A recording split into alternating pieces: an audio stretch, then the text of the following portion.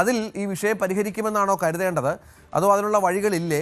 മറ്റൊന്ന്, ആസിഫ് അലി അടക്കമുള്ള താരങ്ങൾ അൻസിബയ്ക്ക് പിന്തുണയുമായി രംഗത്ത് വന്ന ഒരു പശ്ചാത്തലം കൂടിയുണ്ട്. ഗതികേടുകൊണ്ടായിരിക്കാം ഒരുപക്ഷെ അൻസിബ ഇത്തരം കാര്യങ്ങൾ തുറന്നു പറഞ്ഞതെന്ന് പറയുമ്പോൾ ഇതിൻ്റെ തലങ്ങൾ കുറച്ചുകൂടി വലുതാകുന്നുണ്ടല്ലോ നവമി. അതെ, നിലവിൽ മുതിർന്ന താരങ്ങൾ, പ്രത്യേകിച്ച് മമ്മൂട്ടി, മോഹൻലാൽ, ജഗദീഷിനെ പോലുള്ള മുതിർന്ന താരങ്ങൾ ആരും പ്രതികരിച്ചിട്ടില്ല. പ്രത്യേകിച്ച് ജഗദീഷൊക്കെ മാധ്യമങ്ങൾക്ക് മുന്നിൽ വന്ന നിലപാട് വ്യക്തമാക്കുന്ന ആളാണ്. ജഗദീഷ് അടക്കം പറയുന്നത് ഇത് നമ്മൾ മാധ്യമങ്ങളിലൂടെ പറഞ്ഞ് ഈ പ്രശ്നത്തെ വീണ്ടും വഷളാക്കാതെ എന്തായാലും ജനറൽ ബോഡി ചേരുന്നുണ്ടല്ലോ, ഇനിയിപ്പോൾ ഒരു മാസം പോലും ഇല്ല, 21-ാം തീയതിയാണ് ജനറൽ ബോഡി ചേരുന്നത്. അപ്പോൾ ആ ജനറൽ ബോഡിയിൽ അക്കാര്യങ്ങളെല്ലാം പറയട്ടെ, എന്നിട്ടും പരിഹാരമായില്ലെങ്കിൽ മാത്രം മറ്റ് നടപടികളുമായി പോവുകയോ മാധ്യമങ്ങൾക്ക് മുന്നിൽ ഇക്കാര്യങ്ങളൊക്കെ പറയുകയോ ചെയ്താൽ പോരെ എന്നൊരു നിലപാടാണ് മുതിർന്ന താരങ്ങൾ പലപ്പോഴും സ്വീകരിക്കുന്നത്. സംഘടനയ്ക്കുള്ളിലുള്ള പ്രശ്നങ്ങൾ സംഘടനയ്ക്കുള്ളിൽ തന്നെ പറയട്ടെ, മാധ്യമങ്ങളിലൂടെ പറഞ്ഞ് പൊതുസമൂഹത്തിന് മുന്നിൽ സംഘടനയെ വളരെ വലിയ മോശമായിട്ട് നിൽക്കുന്ന രീതിയിലേക്ക് നിർത്തുന്ന ഒരവസ്ഥ അത് നമുക്ക് ഒഴിവാക്കാമെന്നാണ് മുതിർന്ന താരങ്ങളുടെ നിലപാട്. അതുകൊണ്ട് തന്നെയാണ് പ്രസിഡന്റ് ശ്വേതാ മേനോൻ ഇനി ആരും പരസ്യപ്രതികരണം നടത്തരുത് എന്നൊരു മുന്നറിയിപ്പ് കൂടി നൽകിയിരിക്കുന്നത്. അതിന്റെ അടിസ്ഥാനത്തിൽ മാത്രമാണ് പല താരങ്ങളും, പ്രത്യേകിച്ച് നടിമാരടക്കം മിണ്ടാതെ ഇരിക്കുന്നത്.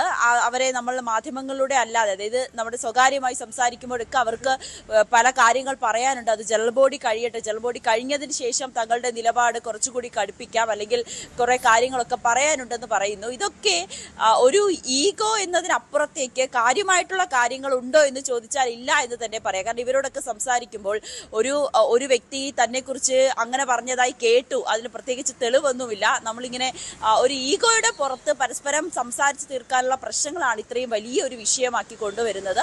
അത് പൊതുസമൂഹത്തിന് മുന്നിൽ അമ്മ എന്ന സംഘടനയെ വളരെ മോശമാക്കുന്ന രീതിയിൽ തന്നെയാണ് ഇവർ ഓരോരുത്തരുടെയും നിലപാട്, അല്ലെങ്കിൽ ഇവരുടെയൊക്കെ തുറന്നു പറച്ചിലുകൾ എത്തി നിൽക്കുന്നത്.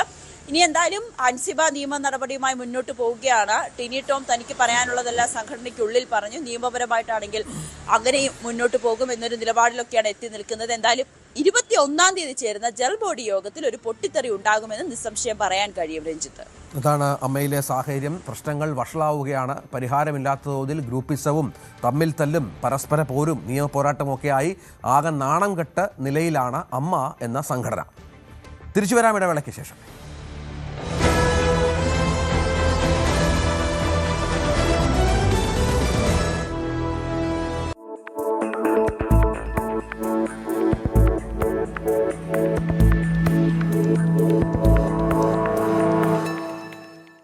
ഇന്ത്യയിലെ വാർത്താ ചാനലുകളിലും പത്രത്താളുകളിലും ഇന്ന് ഏറ്റവും കൂടുതൽ നിറഞ്ഞു നിൽക്കുന്ന, പലരിലും ഭയവും ആകാംക്ഷയും ഒരുപോലെ ജനിപ്പിക്കുന്ന രണ്ടക്ഷരങ്ങളാണ് ED അഥവാ എൻഫോഴ്സ്മെന്റ് ഡയറക്ടറേറ്റ്.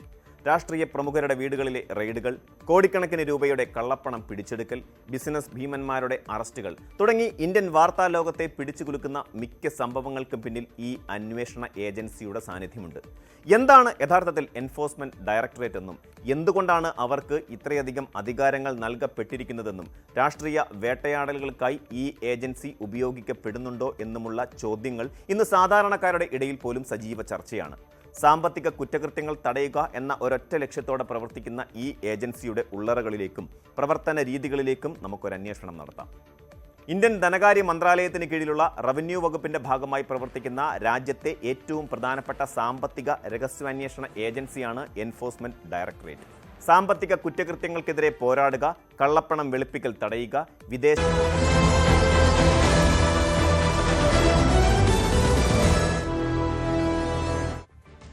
കർണാടകയിൽ DK ശിവകുമാർ സർക്കാർ നാളെ സത്യപ്രതിജ്ഞ ചെയ്ത് അധികാരമേക്കും. ലോക്ഭവനിൽ വൈകിട്ട് 5 മണിക്കാണ് സത്യപ്രതിജ്ഞ. മകൻ യതീന്ദ്ര സിദ്ധരാമയ്യ അടക്കം 8 പേർക്ക് സുപ്രധാന വകുപ്പുകൾ നൽകണമെന്ന ആവശ്യമാണ് സിദ്ധരാമയ്യ മുന്നോട്ട് വച്ചിരിക്കുന്നത്. അതേസമയം പുതുമുഖങ്ങൾക്ക് പരിഗണന നൽകുമെന്നാണ് DK ശിവകുമാർ ഇപ്പോൾ ആ വിഷയത്തിലാണ് ഉറച്ചു നിൽക്കുന്നത്. മന്ത്രിസഭാംഗങ്ങളെ നിശ്ചയിക്കാൻ ഇരുവരും ഡൽഹിയിൽ ഹൈക്കമാൻഡുമായി അവസാനവട്ട ചർച്ചകളിലാണ്. ടി സൈത്ത് ഏറ്റവും പുതിയ വിവരങ്ങൾ പങ്കുവെക്കും. സൈത്ത്, മുഖ്യമന്ത്രി മാറ്റമുണ്ടായി, DK ശിവകുമാർ മുഖ്യമന്ത്രിയാകുമെന്ന കാര്യം ഉറപ്പിച്ചു. പക്ഷേ ഇപ്പോൾ ഈ നേരത്തെ പറഞ്ഞതുപോലെ മന്ത്രിസ്ഥാനങ്ങളെ ചൊല്ലി തർക്കങ്ങൾ മൂർച്ഛിക്കുന്ന അവസ്ഥയാണോ? തൻ്റെ മകനടക്കം മന്ത്രിസ്ഥാനം നൽകണമെന്ന കാര്യത്തിൽ സിദ്ധരാമയ്യ ഉറച്ചു നിൽക്കുമ്പോൾ അതിനോട് യോജിക്കുന്നുണ്ടോ ഏതെങ്കിലും തലത്തിൽ DK? രഞ്ജിത്ത്, ഈ കർണാടകയിലെ മന്ത്രിസഭാ രൂപീകരണം സംബന്ധിച്ച ചർച്ചകൾ ഇപ്പോഴും അനിശ്ചിതത്വത്തിലാണ്. ഇന്നലെ വൈകിട്ട് ഈ ചർച്ചകൾ നടക്കുമെന്ന് പ്രതീക്ഷിച്ചെങ്കിൽ കൂടിയും നടന്നിട്ടില്ല. ഇന്ന് രാവിലെയാണ് ഇനി സാധ്യത. അതായത് നാളെ DK ശിവകുമാർ മന്ത്രിസഭ അധികാരം ഏൽക്കാനിരിക്കെ ഇന്നാണ് ഇനി ചർച്ചകൾ നടക്കേണ്ടതെന്നതാണ് സാഹചര്യം. ഇന്നലെ രാഹുൽ ഗാന്ധി വൈകിട്ടാണ് അദ്ദേഹം രാജ്യ തലസ്ഥാനത്തേക്ക് മടങ്ങിയെത്തുന്നത്. കോൺഗ്രസിൻ്റെ കർണാടകയിൽ നിന്നുള്ള ഒരു പറ്റം നേതാക്കളാണിപ്പോൾ ഡൽഹിയിലുള്ളത്. DK ശിവകുമാറും സിദ്ധരാമയ്യയ്ക്കും പുറമെ മന്ത്രിസഭ പ്രവേശനം മന്ത്രിയാകാൻ മോഹിക്കുന്ന ഒരു പറ്റം നേതാക്കളുണ്ട്. പലതരത്തിലുള്ള സമ്മർദ്ദങ്ങൾ ഹൈക്കമാൻഡിന് മുന്നിലേക്ക് ഈ നേതാക്കൾ ഉന്നയിക്കുകയാണ്. അപ്പോൾ ആരൊക്കെയാണ് മന്ത്രിസഭയിലേക്ക് എത്തുക എന്നത് സംബന്ധിച്ചുള്ള ഒരു കൃത്യമായ വ്യക്തത ഇതുവരെയും ഉണ്ടായിട്ടില്ല. ഒന്ന്, സിദ്ധരാമയ്യ ക്യാമ്പ് മുന്നോട്ട് വയ്ക്കുന്ന സമ്മർദ്ദമാണ്. ആ സമ്മർദ്ദം ഹൈക്കമാൻഡിന് മുന്നിലും DK ശിവകുമാറിന് മുന്നിലുമുണ്ട്. പല കാര്യങ്ങളുണ്ട്. ഒന്ന്, ഉപമുഖ്യമന്ത്രിമാർ സംബന്ധിച്ച് സിദ്ധരാമയ്യയ്ക്ക് താല്പര്യമുള്ളവരുടെ പേരുകൾ വരണം. രണ്ടാമത്തെ കാര്യം, സർക്കാരുമായി ബന്ധപ്പെട്ട ഒരു കോർഡിനേഷൻ കമ്മിറ്റി രൂപീകരിക്കണം. നിലവിലില്ലാത്ത ഒരു പ്രവർത്തന ശൈലിയാണ് സിദ്ധരാമയ്യ ക്യാമ്പ് ആവശ്യപ്പെടുന്നത്. അതായത് സർക്കാരിൽ അവരുടെ പൂർണ്ണ നിയന്ത്രണം നഷ്ടപ്പെടാതിരിക്കുന്നതിന് വേണ്ടിയുള്ള ഒരു നീക്കമാണ്. ഇതിന് DK ശിവകുമാർ വഴങ്ങുമോ? ഇക്കാര്യത്തിൽ അവ്യക്തതയുണ്ട്. സിദ്ധരാമയ്യയുടെ മകന് മന്ത്രിസഭാ പ്രവേശനം നൽകണം, മന്ത്രിസഭയിൽ ഇടം നൽകണമെന്ന ആവശ്യമുണ്ട്. അത് ഏറെക്കുറെ അംഗീകരിക്കപ്പെട്ടതുമാണ്. ബാക്കി കാര്യങ്ങളിൽ ഇപ്പോഴും അവ്യക്തത തുടരുന്നു എന്നതാണ് സാഹചര്യം. ഇതിനിടയിൽ കർണാടകയിലെ ചില ബാക്ക്വേർഡ് ക്ലാസസിന് അവർക്ക് ഉപമുഖ്യമന്ത്രി സ്ഥാനം നൽകണം, വിവിധ ജാതി വിഭാഗങ്ങൾക്ക് പരിഗണന നൽകണം, ഇങ്ങനെയുള്ള പലതരത്തിലുള്ള സമ്മർദ്ദങ്ങൾ പാർട്ടിക്ക് പുറത്തുനിന്നും ഹൈക്കമാൻഡിന് മുന്നിലേക്ക് വരുന്നതുമുണ്ട്. ഇത്തരത്തിലുള്ള സങ്കീർണമായ സാഹചര്യങ്ങളാണ്. ഇന്ന് പകൽ നടക്കാൻ പോകുന്ന ചർച്ചകൾ നിർണായകമാണ്. എന്തായാലും ഈ ചർച്ചകൾ പൂർത്തീകരിച്ച ശേഷം വേണം നാളെ ശിവകുമാർ മന്ത്രിസഭയ്ക്ക് അധികാരമേൽക്കാൻ. ഏതായാലും അവിടെ പ്രശ്നങ്ങൾ അവസാനിക്കുന്നില്ല, കാര്യമായ ചർച്ചകൾ നടക്കുന്നുണ്ട് എന്നാണ് മനസ്സിലാക്കേണ്ടത്. ഹൈക്കമാൻഡ് ഈ വിഷയത്തിൽ എന്ത് നിലപാട് സ്വീകരിക്കുമെന്നതും നിർണായകമാണ്. കോക്രോച്ച് ജനതാ പാർട്ടിയുടെ സ്ഥാപകൻ അഭിജിത്ത് ദീപ്കെ ഇന്ത്യയിലേക്ക് മടങ്ങുന്നു. ജന്തർ മന്ദറിൽ കേന്ദ്ര വിദ്യാഭ്യാസ മന്ത്രി ധർമ്മേന്ദ്ര പ്രധാനെതിരെ സമരമിരിക്കുമെന്ന ലക്ഷ്യത്തോടെയാണ് മടക്കം. ജൂൺ 6 ദില്ലിയിലെത്തും. സമരത്തിൽ അണിചേരാൻ രാജ്യത്ത് യുവാക്കളോട് ഇൻസ്റ്റാഗ്രാം വീഡിയോയിലൂടെ അഭിജിത്ത് ആവശ്യപ്പെട്ടിരിക്കുകയാണ്. നിതിൻ അല്പസമയത്തിനകം വിവരങ്ങളുമായി ചേരുമെന്ന് വേണം മനസ്സിലാക്കാൻ. ഏതായാലും കോക്രോച്ച് പാർട്ടി എന്ത് ഇമ്പാക്റ്റ് ഉണ്ടാക്കും ഇന്ത്യയിൽ എന്നുള്ളത് കാത്തിരുന്ന് കാണണം. അഭിജിത്ത് അദ്ദേഹം സ്ഥാപകനാണ്, യുഎസിലിരുന്നായിരുന്നു കാര്യങ്ങൾ നിയന്ത്രിച്ചിരുന്നത്. ഇപ്പോൾ 6-ാം തീയതി ഈ മാസം 6-ാം തീയതി ഇന്ത്യയിലേക്ക് വരുമ്പോൾ ഒരുപക്ഷെ എന്ത് മാറ്റമാണ് ഇത് സംഭവിപ്പിക്കുക എന്നുള്ളതാണ് നമ്മൾ കാത്തിരുന്ന് കാണേണ്ടത്. നിതിന്, അഭിജിത്ത് വരികയാണ് ഇന്ത്യയിലേക്ക്. അത് നേരത്തെയുള്ള ആക്ഷേപം അമേരിക്കയിലിരുന്നാണ് നിയന്ത്രിക്കുന്നത് എന്നും നേരിട്ട് രംഗത്ത് വരാൻ ഭയമാണ് എന്നും മറ്റുമായിരുന്നു. അതിപ്പോൾ അഭിജിത്ത് ഇന്ത്യയിലേക്ക് വരുമ്പോൾ കാര്യമായ ഇമ്പാക്റ്റ് പ്രതീക്ഷിക്കണോ? അതെ രഞ്ജിത്ത, ഇന്ത്യയിലെ യുവാക്കളുടെ ഇടയിൽ കോളിളക്കം തന്നെ സൃഷ്ടിച്ച CJPയുടെ സ്ഥാപകൻ അഭിജിത്ത് ദീപ്കെ ഇന്ത്യയിലേക്ക് വരികയാണ്. അപ്പോൾ അമേരിക്കയിലെ ബോസ്റ്റൺ യൂണിവേഴ്സിറ്റിയിൽ പബ്ലിക് റിലേഷൻ വിദ്യാർത്ഥിയായിട്ടാണ് അഭിജിത്ത് പഠിക്കുന്നത്. ജൂൺ 6-നാണ് അദ്ദേഹം ഇന്ത്യയിലേക്ക് എത്തുന്നത്. കേന്ദ്ര വിദ്യാഭ്യാസ മന്ത്രി ധർമ്മേന്ദ്ര പ്രധാനെതിരെ സമരം ചെയ്യുക എന്നുള്ള ലക്ഷ്യത്തോടുകൂടിയാണ് അദ്ദേഹം ഇന്ത്യയിലേക്ക് എത്തുന്നത്. അപ്പോൾ ജന്തർ മന്ദറിൽ വെച്ച് നടത്താനിരിക്കുന്ന സമരത്തിന് ഡൽഹി പോലീസിൽ നിന്നും അദ്ദേഹം ആദ്യമേ അനുമതി തേടുമെന്നാണ് അറിയിച്ചിരിക്കുന്നത്. സമരത്തിൽ അണിചേരാൻ രാജ്യത്തെ യുവാക്കളോടും അദ്ദേഹം ഇൻസ്റ്റാഗ്രാം വീഡിയോയിലൂടെ അറിയിച്ചിട്ടുണ്ട്. അപ്പം സമരത്തിൻ്റെ പ്രധാന ഉദ്ദേശമെന്ന് വെച്ചാൽ നീറ്റ് പരീക്ഷ ചോദ്യപേപ്പർ ചോർച്ചയെ തുടർന്നും CBSE പരീക്ഷയെ തുടർന്നുമുള്ള വിദ്യാർത്ഥികളുടെ പ്രശ്നങ്ങളെല്ലാം ചൂണ്ടിക്കാണിച്ചുകൊണ്ട് കേന്ദ്ര വിദ്യാഭ്യാസ മന്ത്രി ധർമ്മേന്ദ്ര പ്രധാൻ്റെ രാജി ആവശ്യപ്പെട്ടാണ് സമരം ചെയ്യുക എന്നാണ് അദ്ദേഹം അറിയിച്ചിരിക്കുന്നത്. ദില്ലി വിമാനത്താവളത്തിൽ ഇറങ്ങുന്ന അദ്ദേഹം കാൽനടയായി ദില്ലി പോലീസ് സ്റ്റേഷനിലേക്ക് പോകുമെന്നാണ് അറിയിച്ചിരിക്കുന്നത്. അപ്പം അദ്ദേഹം പറയുന്നൊരു വാക്കുണ്ട് വീഡിയോയിൽ, ഒന്നിച്ച് ശബ്ദമുയർത്തി കഴിഞ്ഞാൽ അധികാരികൾക്കൊന്നും കണ്ണടച്ചിരിക്കാൻ കഴിയില്ല എന്നും അദ്ദേഹം പറഞ്ഞു വെക്കുന്നുണ്ട് അതിൽ. ഏതായാലും കോക്രോച്ച് പാർട്ടിയുടെ സ്ഥാപകൻ ഇപ്പോൾ ഇന്ത്യയിലേക്ക് മടങ്ങിയെത്തുന്ന പശ്ചാത്തലം ഒരുങ്ങുകയാണ്. അത് ഏത് തരത്തിൽ പാർട്ടിയുടെ വളർച്ചയെ അല്ലെങ്കിൽ അദ്ദേഹം പ്രഥമ ലക്ഷ്യം വെക്കുന്ന കേന്ദ്ര സർക്കാരിനെയാണ്, BJPക്ക് ഭീഷണിയാകുമോ എന്നുള്ളതൊക്കെ കാത്തിരുന്ന് കാണേണ്ടി വരും. ഇതിനാണ് വിവരങ്ങൾ പങ്കുവച്ചത്. നവകേരള സദസ്സിനിടെ യൂത്ത് കോൺഗ്രസ് പ്രവർത്തകരെ മർദ്ദിച്ച മുൻ മുഖ്യമന്ത്രി പിണറായി വിജയന്റെ ഗൺമാന്മാരുടെ മുൻകൂർ ജാമ്യാപേക്ഷ ഇന്ന് കോടതിയിൽ. 5 പ്രതികൾക്കെതിരെ പോലീസ് നരഹത്യ ചുമത്തിയിട്ടുണ്ട്. പ്രതികൾ ഒളിവിലാണ് എന്നാണ് ഇപ്പോൾ SIT അറിയിച്ചിരിക്കുന്നത്. ജില്ലാ സെഷൻസ് കോടതി ജഡ്ജി ഹണി M വർഗീസ് ആണ് മുൻകൂർ ജാമ്യാപേക്ഷ പരിഗണിക്കുന്നത്. ശരണ്യ സ്നേഹജൻ വിവരങ്ങളുമായി ചേരും. ശരണ്യ, ഒളിവിലാണ് ഗൺമാന്മാർ. കഴിഞ്ഞ ദിവസമൊക്കെ കോടതി പരിസരത്തും മറ്റും ഇവരെത്തിയിരുന്നു. കേസിൻ്റെ കുരുക്ക് മുറുകുന്നു എന്നറിഞ്ഞപ്പോൾ മുങ്ങുകയായിരുന്നു അവിടെ നിന്ന്. ഇപ്പോൾ എന്താണ് കോടതിയിലെ നടപടികൾ ഇതുമായി ബന്ധപ്പെട്ട്? രഞ്ജിത്ത്, ഈ ഗൺമാന്മാരുടെ കേസിൽ അവസാനം പ്രതി ചേർക്കപ്പെട്ട 3 പേർ അരുൺ, സൈജു, വിപിൻ എന്നിവരാണ് ഇപ്പോൾ കോടതിയെ ജാമ്യാപേക്ഷയുമായി സമീപിച്ചിരിക്കുന്നത്. അതുകൂടാതെ തന്നെ നേരത്തെ അനിൽ കല്ലിയൂറും ഒപ്പം സന്ദീപും, അതായത് ഈ ആദ്യ പ്രതി ചേർക്കപ്പെട്ട 1ഉം 2ഉം പ്രതികളെ മുൻ മുഖ്യമന്ത്രി പിണറായി വിജയന്റെ ഗൺമാനും ഒപ്പം തന്നെ സുരക്ഷാ ഉദ്യോഗസ്ഥനുമായിരുന്നു അനിൽ കല്ലിയൂറും സന്ദീപും. അവരെ കൂടാതെ അന്നുണ്ടായിരുന്ന മറ്റ് 3 പേരും കൂടെ ചേർത്ത് 5 പേരുടെ ജാമ്യാപേക്ഷയാണ് ഇന്ന് ആലപ്പുഴ ജില്ലാ സെഷൻസ് കോടതി പരിഗണിക്കുക. അതിൽ തന്നെ കഴിഞ്ഞ ദിവസം ഇവര് ഈ വകുപ്പുകൾ ചുമത്തുന്നതിന് മുമ്പ്, അതായത് ജാമ്യമില്ലാ വകുപ്പുകൾ ചുമത്തുന്നതിന് മുൻപ് തന്നെ മാധ്യമ വാർത്തകളുടെ അടിസ്ഥാനത്തിൽ കോടതിയെ സമീപിച്ചിരുന്നു. എന്നാൽ സെഷൻസ് ജഡ്ജി ഹണിയം വർഗീസ് അവർ ആ ജാമ്യാപേക്ഷ അല്ലെങ്കിൽ അതിനെ അപ്പീലിനെ തള്ളിക്കൊണ്ട് പോവുകയാണ് ചെയ്തത്. കാരണം SIT നൽകിയ റിപ്പോർട്ടിൽ അന്ന് ഇവർക്കെതിരെ അത്തരത്തിലുള്ള ജാമ്യമില്ലാ വകുപ്പുകൾ ഇല്ലായിരുന്നു. എന്നാൽ ഇപ്പോൾ പിന്നീട് SIT ആ കേസിൽ വകുപ്പുകൾ അപ്ഗ്രേഡ് ചെയ്യുകയും വധശ്രമം അടക്കമുള്ള വകുപ്പുകൾ ചുമത്തുകയും ചെയ്തതോട് പിന്നാലെ ഇവർ ഒളിവിൽ പോയി എന്നുള്ളതാണ് അന്വേഷണ സംഘം പറയുന്നത്. ഇതിൽ ഇപ്പോൾ പബ്ലിക് പ്രോസിക്യൂട്ടറോടൊപ്പം തന്നെ ഈ കേസിൽ കക്ഷി ചേരാനായി മർദ്ദനമേറ്റ അജയ് ജുവൽ കുര്യാക്കോസിന്റെയും ഒപ്പം തന്നെ AD തോമസിന്റെയും അഭിഭാഷകനോട് കൂടി കോടതി അനുവദിച്ചിട്ടുണ്ട്. അതുകൊണ്ട് തന്നെ ഇന്ന് ഇവരുടെ കേസ് പരിഗണിക്കുന്ന ഘട്ടത്തിൽ തന്നെ SIT ഈ ജാമ്യം നിഷേധിക്കണമെന്ന് ആവശ്യപ്പെട്ടുകൊണ്ട് കോടതിയെ സമീപിക്കും. അതേസമയം ഇത് അന്വേഷണത്തിന്റെ തുടക്കഘട്ടത്തിലാണ്. അതുകൊണ്ട് തന്നെ ഈ പ്രതികൾക്ക് ജാമ്യം കിട്ടിയാൽ അത് അന്വേഷണത്തെ ബാധിക്കുമെന്നുള്ള നിലപാട് കഴിഞ്ഞ ദിവസം തന്നെ SIT കോടതിയെ അറിയിച്ചിരുന്നു. അതേ സമീപനം തന്നെയായിരിക്കും ഇതിനകത്ത് സ്വീകരിക്കുക. കൂടുതൽ തെളിവുകൾ, അതായത് അന്ന് SIT നൽകിയ റിപ്പോർട്ടിൽ ഈ പ്രതികൾ അകാരണമായി മർദ്ദിക്കുന്ന ദൃശ്യങ്ങളടക്കം ലഭ്യമായിട്ടുണ്ടെന്ന് ആ റിപ്പോർട്ടിൽ വ്യക്തമാക്കിയിട്ടുണ്ടായിരുന്നു. അതിന് പിന്നാലെയാണ് ഈ വകുപ്പുകൾ അപ്ഗ്രേഡ് ചെയ്തുകൊണ്ടുള്ള ഒരു നടപടി കൂടി ഉണ്ടായിട്ടുള്ളത്. അന്വേഷണ സംഘം ഈ വധശ്രമം അടക്കമുള്ള വകുപ്പുകൾ ചുമത്തിയതോടെയാണ് ഈ അനിൽ കല്ലിയൂർ, സന്ദീപും അടക്കമുള്ള ആളുകൾ ഒളിവിലേക്ക് പോകുന്നത്. കഴിഞ്ഞ ദിവസം പ്രതിപക്ഷ നേതാവ് പിണറായി വിജയന്റെ വീട്ടിൽ ED റെയ്ഡ് നടക്കുന്ന ഘട്ടത്തിലും ഈ അനിൽ കല്ലിയൂർ അടക്കമുള്ള ആളുകളെ നമുക്ക് അവിടെ ദൃശ്യങ്ങൾ കാണാമായിരുന്നു. അതിന് പിന്നാലെയാണ് SIT ഈ വകുപ്പ് ചുമത്തിയതിന് പിന്നാലെ ഇപ്പോൾ ഇവർ ഒളിവിലാണെന്നുള്ള വിവരമാണ് അന്വേഷണ ഉദ്യോഗസ്ഥർ പങ്കുവയ്ക്കുന്നത്. ഇന്നിപ്പോൾ കോടതിയിൽ ഹാജരാകാനുള്ള സാധ്യത കുറവാണ്. ശരി ശരണ്യ. മൂന്നാർ കൊളുക്കുമലയിൽ യുവാവ് കൊക്കയിലേക്ക് വീണു. ചെന്നൈ അഭിരാമപുരം സ്വദേശി L ദ്രാവിനേഷാണ് അപകടത്തിൽപ്പെട്ടത്. അപകടമുണ്ടാകാനുള്ള കാരണം വ്യക്തമല്ല. രക്ഷാപ്രവർത്തനം നടക്കുകയാണ്. പ്രിൻസ് വിവരങ്ങൾ പങ്കുവെക്കും. പ്രിൻസ്, കാലാവസ്ഥ അത്ര സുഖകരമല്ല.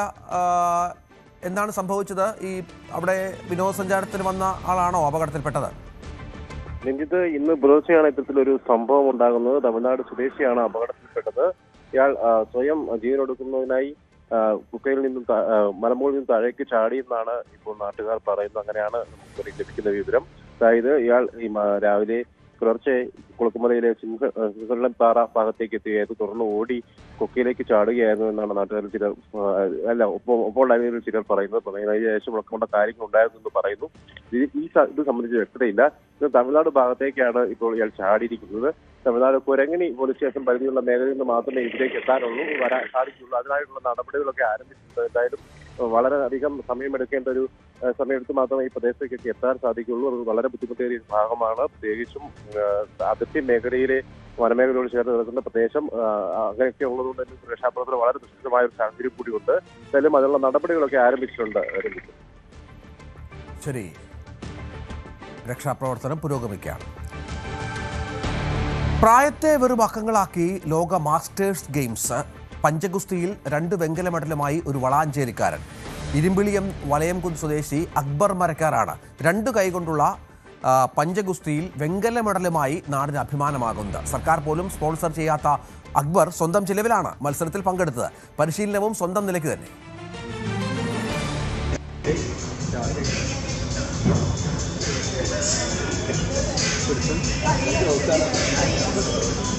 കയ്യൂക്കുകൊണ്ട് കാര്യക്കാരനാവുക എന്നൊക്കെ പറയുന്നത് മുൻപൊക്കെ അധികാരം സ്ഥാപിക്കലിന്റെ പര്യായമായിരുന്നെങ്കിൽ അക്ബർ മരക്കാരുടെ കാര്യത്തിൽ സ്പോർട്സാണ്.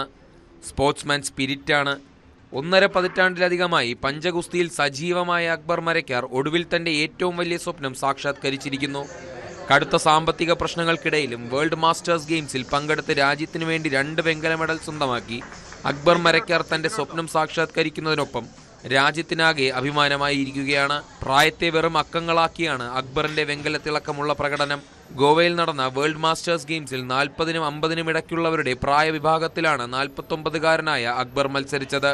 80-90 കിലോ ഭാരവിഭാഗത്തിൽ ഇടം കൈയിലും വലം കൈയിലും ഒരേപോലെ പഞ്ച് പിടിച്ചാണ് അക്ബറിന്റെ നേട്ടം. 15ഓളം രാജ്യങ്ങളിൽ നിന്നുള്ള താരങ്ങളാണ് മത്സരിക്കാനുണ്ടായിരുന്നത്. 2026 വേൾഡ് മാസ്റ്റേഴ്സ് ഗെയിംസിൽ ഇന്ത്യക്ക് വേണ്ടി ഈ വർഷം പങ്കെടുക്കാൻ സാധിക്കുകയും 2 മെഡൽ കരസ്ഥമാക്കാൻ ദേശീയ പതാക ഉയർത്താനും സാധിച്ചതിൽ വളരെയധികം സന്തോഷിക്കുന്നു. ഞാൻ വർക്കൗട്ട് ചെയ്യുന്നത് വലിയ കുന്നിൽ പവർ ജിംനേഷ്യത്തിലാണ്. മോർണിംഗിലും ചില സമയങ്ങളിൽ ഈവനിങ്ങിലും വർക്കൗട്ട് ചെയ്യാറുണ്ട്. 10 വർഷത്തോളമായിട്ട് വേൾഡ് ചാമ്പ്യൻഷിപ്പിൽ ചാൻസ് ലഭിക്കാറുണ്ട്. സാമ്പത്തിക പ്രയാസം കൊണ്ട് പങ്കെടുക്കാൻ സാധിക്കാറില്ല. ഈ വർഷം വേൾഡ് ചാമ്പ്യൻഷിപ്പ് നടന്നത് ഇന്ത്യയിലായിരുന്നു. അതുകൊണ്ട് തന്നെ പങ്കെടുക്കാൻ സാധിക്കുകയും ഇന്ത്യക്ക് വേണ്ടി 2 മെഡൽ കരസ്ഥമാക്കാൻ സാധിക്കുകയും ചെയ്തിട്ട് ആ സന്തോഷത്തിലാണ് ഇപ്പോൾ ഉള്ളത്. 7 തവണ ദേശീയ ചാമ്പ്യനായ അക്ബർ അപ്പോഴെല്ലാം ലോക ഗെയിംസിലും പങ്കെടുക്കാൻ യോഗ്യത നേടിയിരുന്നു. പക്ഷേ അന്യരാജ്യങ്ങളിൽ പോയി മത്സരിക്കാൻ പങ്കെടുക്കാനുള്ള സാമ്പത്തികമില്ലാത്തതിനാൽ പോകാൻ സാധിച്ചിരുന്നില്ല. കേരള സർക്കാർ സ്പോൺസർ ചെയ്യാനും തയ്യാറായില്ല. മുൻ കായിക മന്ത്രി വി അബ്ദുറഹ്മാനെ പലകുറി നേരിൽ കണ്ടെങ്കിലും ഫണ്ടില്ലാന്ന കാരണം പറഞ്ഞ് മടക്കുകയാണുണ്ടായത്. കുറി ഗോവയിലായതുകൊണ്ടാണ് സ്വന്തം ചിലവിൽ പോയി മത്സരിച്ചതും മെഡൽ നേടിയതും. ഇരുമ്പിളയം വലിയകുന്ന് സ്വദേശിയായ അക്ബർ മരക്കാർ മുൻ DCC സെക്രട്ടറി PC മരക്കാർ അലിയുടെ മകനാണ്. ഫർസാനയാണ് ഭാര്യ. ഏകമകൻ യാസിൻ വാളാഞ്ചേരി MES സെൻട്രൽ സ്കൂളിൽ +1 വിദ്യാർത്ഥിയാണ്. പഞ്ചഗുസ്തിയിൽ തൽപരനായ മകനെയും സ്കൂൾ വിദ്യാഭ്യാസം കഴിയുന്നതോടെ സജീവമാക്കാനാണ് അക്ബറിന്റെ തീരുമാനം. ന്യൂസ് 18 തിരൂർ. ഇടുക്കിയെ തമിഴ്നാടുമായി കുറഞ്ഞ ദൂരത്തിൽ ബന്ധിപ്പിക്കുന്ന നെടുങ്കണ്ടം തേവാരം പാതയ്ക്ക് വീണ്ടും സാധ്യതകൾ തെളിയുന്നു. പാതയുടെ സാധ്യതകൾ പരിശോധിക്കുന്നതിനായി തമിഴ്നാട് കമ്പം MLA ജഗന്നാഥ് മിശ്ര മേഖലയിലൂടെ കാൽനടയായി സഞ്ചരിച്ച് കേരളത്തിലെത്തി. ഇടുക്കിയുടെ അതിർത്തി മേഖലയായ തേവാരമെട്ടിൽ നിന്നും 4 കിലോമീറ്റർ ചുരംപാത നിർമ്മിച്ചാൽ തമിഴ്നാട്ടിലെ തേവാരത്തിന് സമീപം എത്താം. റോഡ് യാഥാർത്ഥ്യമായ ദക്ഷിണേന്ത്യയിലെ പ്രധാന നഗരങ്ങളായ കൊച്ചിയും മധുരയും തമ്മിലുള്ള ദൂരം 60 കിലോമീറ്ററിലധികം കുറയും. ഇരു സംസ്ഥാനങ്ങളിലെയും അതിർത്തി മേഖലയിൽ താമസിക്കുന്നവർ കാലങ്ങളായി ഉന്നയിക്കുന്ന പാത നിർമ്മിക്കുന്നതിനുള്ള സാഹചര്യം മനസ്സിലാക്കുന്നതിനായാണ് കമ്പം MLA ജഗന്നാഥ് മിശ്ര വനമേഖലയിലൂടെ കാൽനടയായി സഞ്ചരിച്ച് കേരളത്തിലെത്തിയത്. പാതയുടെ നിർമ്മാണത്തിനായി വിവിധ വകുപ്പുകളെ ഏകോപിപ്പിച്ചുകൊണ്ടുള്ള പ്രവർത്തനങ്ങൾ വേഗത്തിലാക്കുമെന്ന് MLA അറിയിച്ചു. Theni district collector Tamil Nadu CM வந்து இந்த பாதையுடைய ஆய்வு ஸ்டேட்மெண்ட்டை வந்து கொடுக்காம்போது உറപ്പായിട്ട് ஆவசியமாயிட்டு தமிழக கேரள மக்களுடைய உறவு பாதையா இந்த பாதையை வந்து கொண்டு வரதுல கம்பம் சட்டமன்ற உறுப்பினராக நிச்சயமாக அது கொண்டு வருவோம்.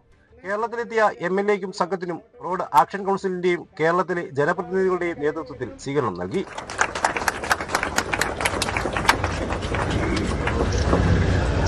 പതിറ്റാണ്ടുകൾക്ക് മുൻപ് സജീവമായിരുന്ന പാത പിന്നീട് തമിഴ്നാട് വനംവകുപ്പ് അടയ്ക്കുകയായിരുന്നു.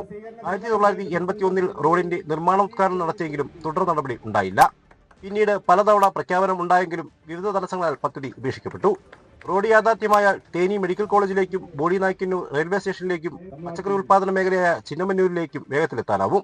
ശബരിമല തീർത്ഥാടകർക്കും ദിവസേന കേരളത്തിലേക്ക് എത്തുന്ന തൊഴിലാളികൾക്കും പാത ഗുണകരമാകും. ഇരു സംസ്ഥാനങ്ങളും തമ്മിലുള്ള ചരക്ക് നീക്കവും വേഗത്തിലാക്കാൻ സാധിക്കും. ന്യൂസ് 18 ഇടുക്കി.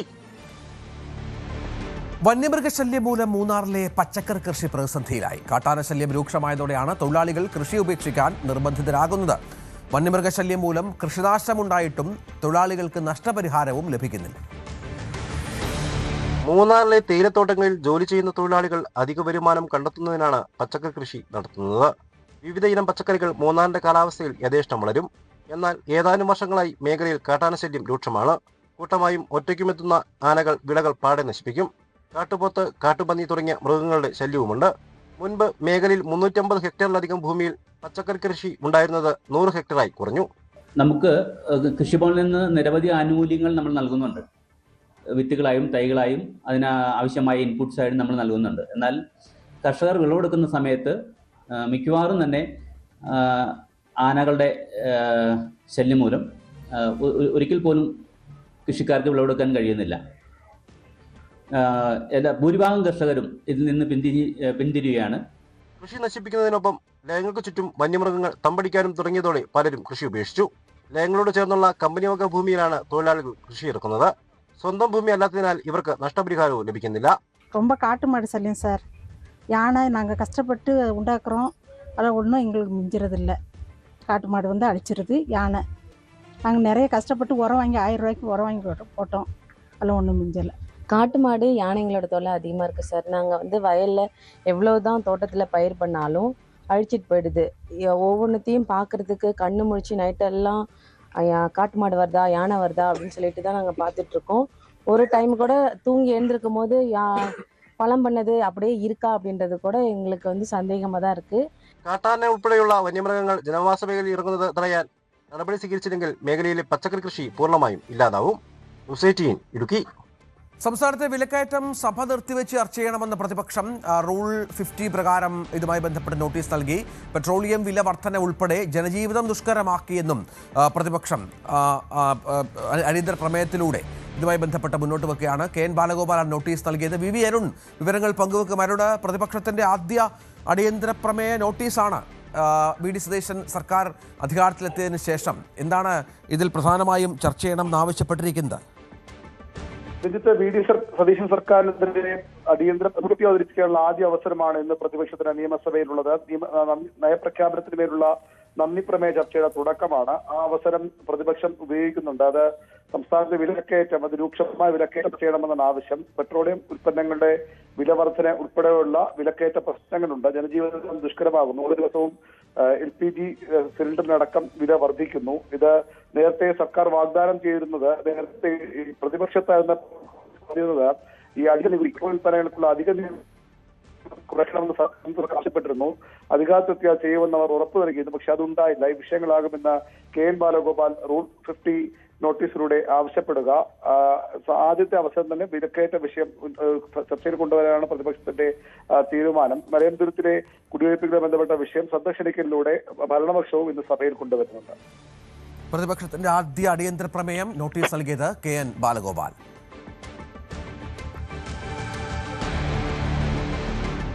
പ്രതിപക്ഷ നേതാവ് പിണറായി വിജയന്റെ വീട്ടിലെ ED റെയ്ഡിനിടെ ഉണ്ടായ അതിക്രമത്തിൽ CPM നേതാക്കളെയും പ്രതിയേർക്കണമെന്ന് ED ആവശ്യപ്പെട്ടു. ആസൂത്രിത ആക്രമണം നേതാക്കളുടെ കൂടി അറിവോടെയാണ് എന്നാണ് EDയുടെ നിലപാട്. നേതാക്കളാണ് പ്രകോപനമുണ്ടാക്കിയത്. കേസിൽ എൻഫോഴ്സ്മെന്റ് ഡയറക്ടറേറ്റ് കക്ഷി ചേരും. ഇതിനുള്ള തെളിവ് ശേഖരണവും തുടങ്ങിയിട്ടുണ്ട് എന്നാണ് ഏറ്റവും പ്രധാനപ്പെട്ട വിവരം. ഇത് ചെറിയ കാര്യമല്ല. ED ഈ വിഷയത്തിൽ കക്ഷി ചേരാൻ പോവുകയാണ്. അത് വളരെ പ്രധാനമായും നേതാക്കളെ കേന്ദ്രീകരിച്ച് തന്നെയാണ് ഈ വിഷയം കേസുമായി മുന്നോട്ട് പോകേണ്ടത് എന്ന ആവശ്യം കൂടി ED ഉന്നയിക്കുന്നുണ്ട്. CBSE പുനർമൂല്യനിർണ്ണയ അപേക്ഷ നൽകാനുള്ള വെബ്സൈറ്റ് പ്രവർത്തനക്ഷമമായി. വിദ്യാർത്ഥികൾക്ക് ഈ മാസം 6 വരെ അപേക്ഷ നൽകാം. വെബ്സൈറ്റ് തകരാറിലും ഡേറ്റ ചോർച്ച ആരോപണങ്ങളിലും കടുത്ത പ്രതിഷേധം ഉയർന്നതിന് പിന്നാലെയാണ് നടപടി. ഇന്നലെയും വെബ്സൈറ്റ് പ്രശ്നങ്ങൾ പരിഹരിക്കാൻ സാധിച്ചിരുന്നില്ല. ഇരട്ടക്കുട്ടികൾ ക്ലാസ്സിൽ അത്ര അസാധാരണമല്ലെങ്കിലും ഒരു വീട്ടിൽ നിന്ന് 4 കുട്ടികൾ ഒരു ക്ലാസ്സിൽ വരിക എന്നത് അപൂർവമാണ്. അതും ഈ 4 പേരും പിറന്നത് ഒരുമിച്ചാണ്. മലപ്പുറം ചീക്കോട് KKMHSSൽ ആണ് ഈ അപൂർവ സഹോദര സംഗമം. 4 പേരും ഒരേ വീട്ടിലുള്ള ഒരേ സമയം ഒറ്റ പ്രസവത്തിൽ പ്രസവിച്ചിട്ടുള്ള മക്കളാണ്. അപ്പോൾ അവരെ നമുക്ക് എന്ത് ചെയ്യാം, പരിചയപ്പെടാം.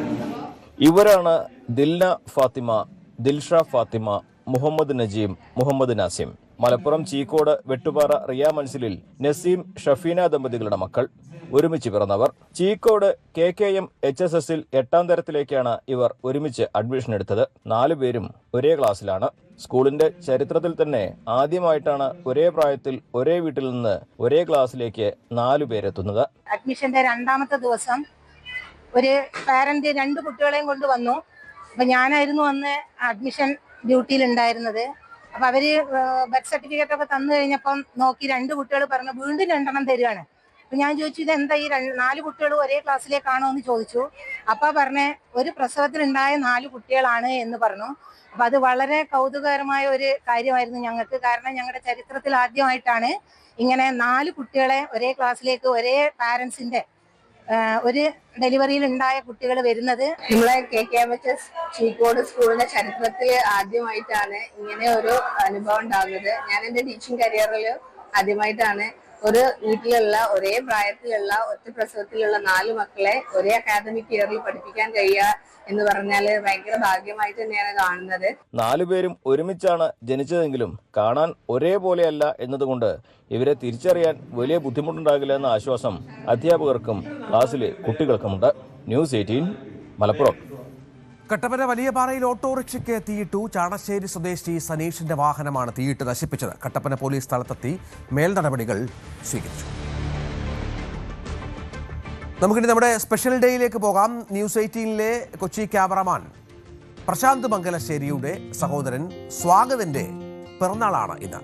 സ്വാഗതിന് ജന്മദിനാശംസകൾ നേരുകയാണ് അച്ഛനമ്മമാർ. അതോടൊപ്പം സ്വാതി, ശ്രീദേവി, രുദ്ര എന്നിവരും സ്വാഗതിന് ആശംസകൾ നേരുന്നു. ന്യൂസ് 18-ന്റെയും എല്ലാവിധ ആശംസയും സ്വാഗതം. അപ്പോൾ രാവിലെ പൂർത്തിയാവുകയാണ്. മഴ ദിവസമാണ്. എല്ലാ പ്രേക്ഷകർക്കും ഒരു നല്ല ദിവസം കൂടി ആശംസിക്കുകയാണ്. നമസ്കാരം.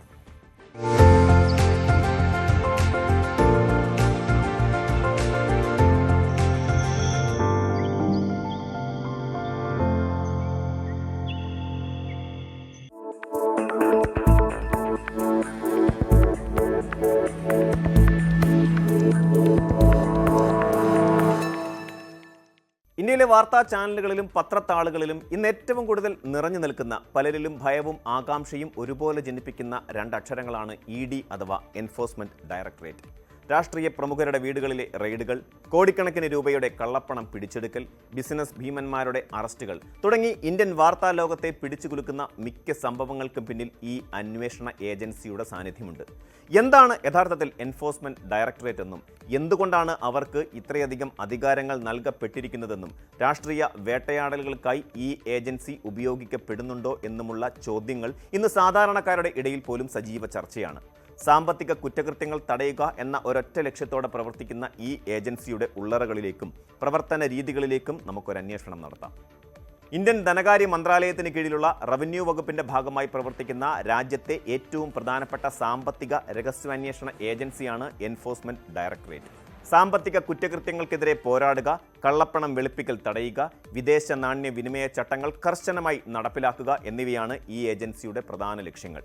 പണത്തിന്റെ ഉറവിടം മറച്ചുവെച്ച് അനധികൃതമായി സമ്പാദിക്കുന്ന പണം നിയമപരമായ മാർഗങ്ങളിലൂടെ സമ്പാദിച്ചതാണെന്ന് വരുത്തി തീർക്കുന്ന പ്രക്രിയയാണ് കള്ളപ്പണം വെളുപ്പിക്കൽ അഥവാ മണി ലോണ്ടറിംഗ്.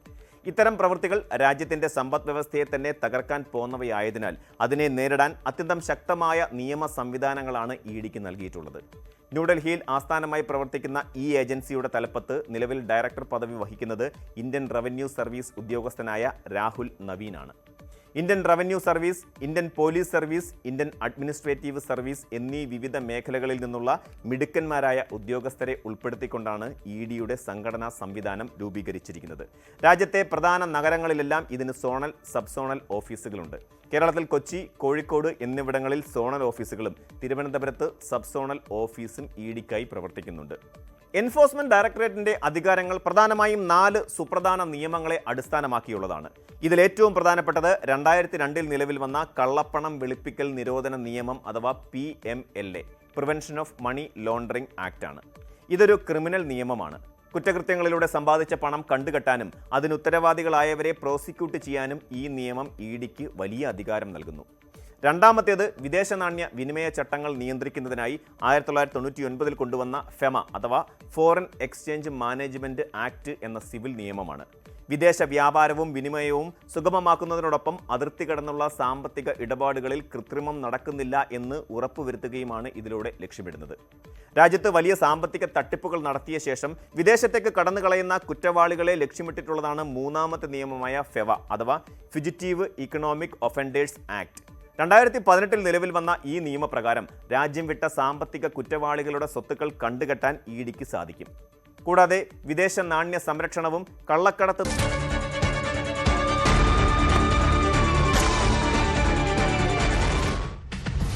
ചില മനുഷ്യരുണ്ട് മറ്റുള്ളവരെ കബളിപ്പിച്ച് മോഷണവും തട്ടിപ്പും ഒക്കെ നടത്തി ജീവിക്കുന്നവർ. ഇങ്ങനെയുള്ളവർ ഒരു കാര്യം ഓർക്കണം, നിങ്ങൾ തട്ടിയെടുക്കുന്നത് ഒരാളുടെ അധ്വാനത്തിൻ്റെ ഫലമാണ്. ഇതുപോലെ പിടിച്ചു പറിച്ചെടുക്കുന്ന പണം നിങ്ങൾക്ക് അനുഭവിക്കാൻ കഴിയുമോ?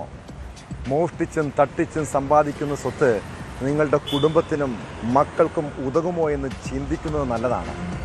പലരും താൽക്കാലിക നേട്ടത്തിന് വേണ്ടിയാണ് ഒരാളെ ചതിക്കുന്നത്. എന്നാൽ ഏതൊരു കള്ളത്തരവും പിടിക്കപ്പെടുമെന്ന് നമ്മൾ മനസ്സിലാക്കണം. പാലക്കാട് പണം കൊള്ളയടിക്കാൻ വ്യാപാരിയെ തട്ടിക്കൊണ്ടുപോയ കേസും കോട്ടയത്ത് വിനോദയാത്ര പോകാൻ മോഷണം നടത്തിയ കൗമാരക്കാരുടെ കഥയും വിശദമായി പരിശോധിക്കേണ്ടതാണ്.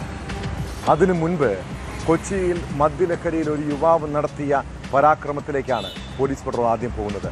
സ്വാഗതം.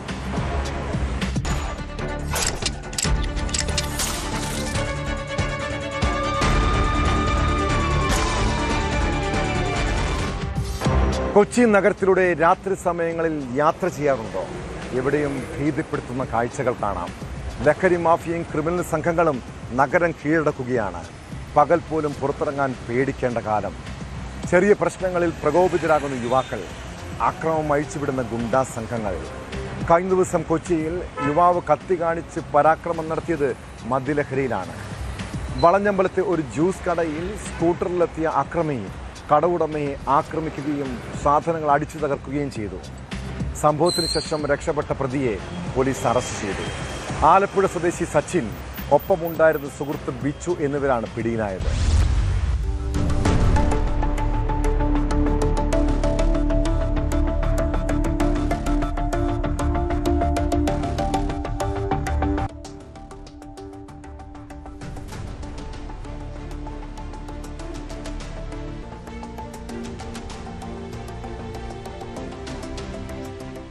ആലപ്പുഴ സ്വദേശി സച്ചിൻ, സുഹൃത്ത് ബിച്ചു എന്നിവരാണ് സംഭവത്തിൽ പോലീസിന്റെ പിടിയിലായത്. എറണാകുളം സെൻട്രൽ പോലീസാണ് കേസ് രജിസ്റ്റർ ചെയ്തത്. സൗത്ത് റെയിൽവേ സ്റ്റേഷന് സമീപത്തുള്ള വളഞ്ഞമ്പലത്തെ ഒരു ജ്യൂസ് കടയിലെത്തിയതായിരുന്നു സച്ചിനും സുഹൃത്തും. മദ്യലഹരിയിലായിരുന്ന സച്ചിൻ കടയിലുണ്ടായിരുന്ന ആളുകളെ കത്തി കാണിച്ച് ഭീഷണിപ്പെടുത്തുകയും കടയിലെ സാധന സാമഗ്രികൾ നശിപ്പിക്കുകയും ചെയ്തു.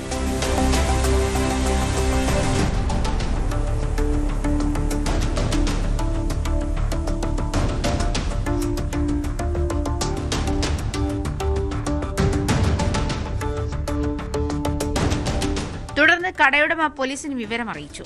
സെൻട്രൽ പോലീസ് SI നസീം സലീമിന്റെ നേതൃത്വത്തിലുള്ള സംഘമാണ് സച്ചിനെയും ബിച്ചുവിനെയും പിടികൂടിയത്. സച്ചിനും സുഹൃത്തും താമസിക്കുന്ന ലോഡ്ജ് മുറിയിൽ നിന്നാണ് ഇരുവരെയും കസ്റ്റഡിയിലെടുത്തത്. പ്രതികൾക്കെതിരെ BNS 333, 324(4), 351(2), 3(5) വകുപ്പുകൾ പ്രകാരം കേസ് രജിസ്റ്റർ ചെയ്തു. അനധികൃതമായ കടന്നുകയറ്റം, സ്വത്ത് നശിപ്പിക്കൽ, ഭീഷണിപ്പെടുത്തൽ, സംഘടിതമായി ആക്രമിക്കൽ തുടങ്ങിയ വകുപ്പുകൾ പ്രകാരമാണ് കേസെടുത്തത്. പ്രതികളെ എറണാകുളം ജുഡീഷ്യൽ മജിസ്ട്രേറ്റ് കോടതി റിമാൻഡ് ചെയ്തു.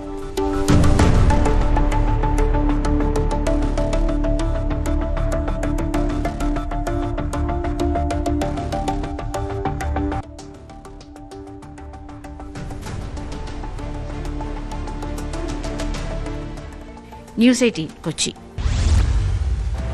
കുറച്ചുനാൾ മുൻപ് വരെ വളരെ സമാധാനത്തോടെ ജീവിച്ചവരാണ് നമ്മൾ മലയാളികൾ. രാത്രിയും പകലും സ്വൈര്യമായി പുറത്തിറങ്ങി നടക്കാൻ കഴിയുന്ന സാഹചര്യമുണ്ടായിരുന്നു. എന്നാൽ ഇപ്പോൾ എന്താണ് സ്ഥിതി? ക്രിമിനൽ സംഘങ്ങളെ പേടിക്കാതെ പുറത്തിറങ്ങാൻ സാധിക്കില്ല. പിടിച്ചുപറിയും കൊള്ളയും തട്ടിക്കൊണ്ടുപോകലുമൊക്കെ നിത്യസംഭവം. പാലക്കാട് കഞ്ചിക്കോട് വ്യാപാരിയെ തട്ടിക്കൊണ്ടുപോയി മർദ്ദിച്ച് പണം തട്ടിയെടുക്കാൻ ശ്രമിച്ച കേസ് ഞെട്ടലോടെയാണ് കേട്ടത്. കഞ്ചിക്കോട് സ്വദേശി ബിനുവിനെ തട്ടിക്കൊണ്ടുപോയി 15 ലക്ഷം രൂപ മോചനദ്രവ്യം ആവശ്യപ്പെട്ട് ആക്രമിച്ചെന്ന് പരാതി. പിന്നീട് സാഹസികമായി രക്ഷപ്പെട്ട ബിനുവിന് ഇപ്പോഴും ആ നടുക്കം വിട്ടുമാറിയിട്ടില്ല. പ്രതികൾക്ക് വേണ്ടി പോലീസ് അന്വേഷണം ഊർജിതമാക്കിയിട്ടുണ്ട്.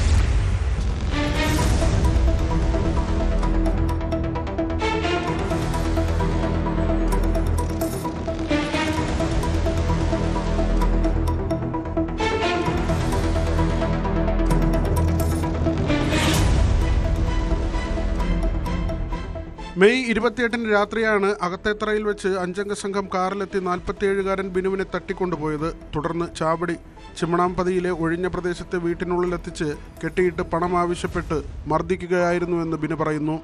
ലോട്ടറി അടിച്ചതിൽ നിന്ന് 15 ലക്ഷം രൂപ വേണമെന്നാവശ്യപ്പെട്ടായിരുന്നു മർദ്ദനം. ബിനുവിൻ്റെ ഉടമസ്ഥതയിലുള്ള 5 കാറുകൾ തട്ടിക്കൊണ്ടുപോകൽ സംഘത്തിൽ ഒരാളുടെ പേരിലേക്ക് മാറ്റണമെന്നും ആവശ്യപ്പെട്ടു.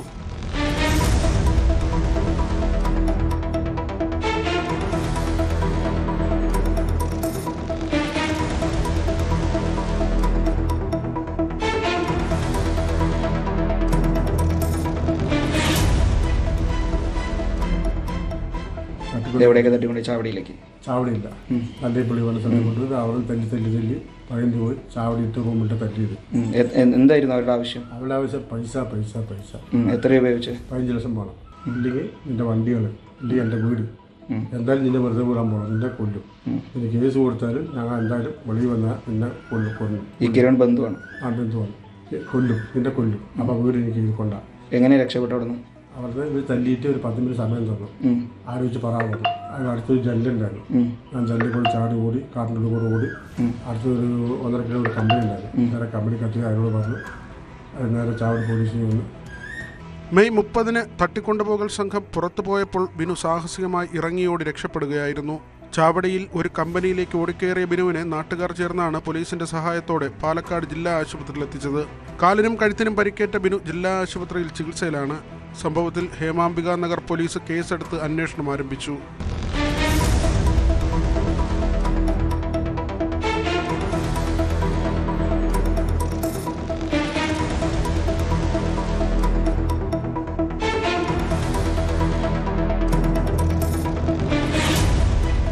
ന്യൂസ് 18 പാലക്കാട്. അഷ്കർ എന്ന പേരിന് അറബിയിൽ പ്രകാശം പരത്തുന്നവരാണെന്ന് അർത്ഥം. എന്നാൽ തിരുവനന്തപുരം നെടുമങ്ങാട്ടെ അഷ്കർ അന്ധകാരം നിറഞ്ഞവനാണ്. അർഷിദ് എന്ന പൊന്നോമനയുടെ ജീവനെടുത്ത ചെകുത്താൻ, മനുഷ്യരുടെ വേദനകൾ കണ്ട് ആനന്ദിക്കുന്നവൻ. അയാളുടെ ക്രൂരതയ്ക്കിരയായ ആദ്യ ഭാര്യ ആമന ഇപ്പോഴും മരണത്തോട് മല്ലടിക്കുന്നു.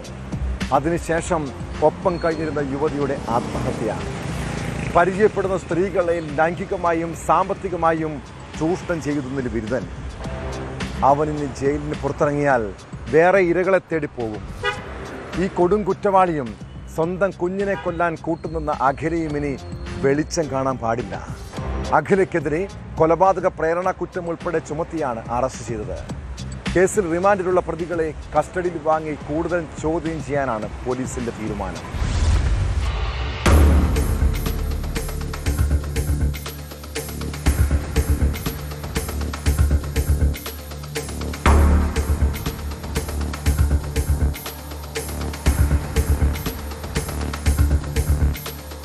തന്റെ ജീവിതത്തിൽ അഖിലയുടെ കുഞ്ഞ് ബാധ്യതയാകുമെന്ന് കരുതിയാണ് കൊല്ലാൻ തീരുമാനിച്ചതെന്നാണ് രണ്ടാനച്ഛൻ അഷ്കർ പോലീസിനോട് സമ്മതിച്ചത്. 3 മാസത്തെ നിരന്തര പീഡനത്തിനൊടുവിലാണ് കുഞ്ഞു മരിച്ചത്. അമ്മ അഖിലയ്ക്കെതിരെ കൊലപാതക പ്രേരണ കുറ്റം ഉൾപ്പെടുന്ന വകുപ്പുകളാണ് ചുമത്തിയിട്ടുള്ളത്. കൊലപാതകത്തിൽ അഖിലയ്ക്ക് നേരിട്ട് പങ്കുണ്ടോ എന്ന കാര്യവും കുട്ടിയെ മർദ്ദിക്കാറുണ്ടായിരുന്നോ എന്നതും പോലീസ് അന്വേഷിക്കും. തമിഴ്നാട്ടിലെ നൃത്ത പരിപാടിയെക്കുറിച്ചും വിശദമായി അന്വേഷിക്കാനാണ് തീരുമാനം. റിമാൻഡിലുള്ള അഷ്കറിനെയും അഖിലയെയും കസ്റ്റഡിയിൽ വാങ്ങി ചോദ്യം ചെയ്യുന്നതിലൂടെ കൂടുതൽ വിവരങ്ങൾ പുറത്തുവരുമെന്നാണ് പോലീസിന്റെ പ്രതീക്ഷ. കൊല്ലപ്പെട്ട 1.5 വയസ്സുകാരൻ അർഷിദിന്റെ പിതാവും അഖിലയുടെ ആദ്യ ഭർത്താവുമായ അഖിലിന്റെ മരണവും അഖിലയ്ക്കൊപ്പം ഡാൻസ് സ്കൂളിൽ ജോലി ചെയ്തിരുന്ന സ്ത്രീയുടെ മരണവും അന്വേഷിക്കാനും പോലീസ് തീരുമാനിച്ചിട്ടുണ്ട്. 2 മരണങ്ങളിലും ദുരൂഹതയുണ്ടെന്ന സംശയത്തിലാണ് പോലീസ്.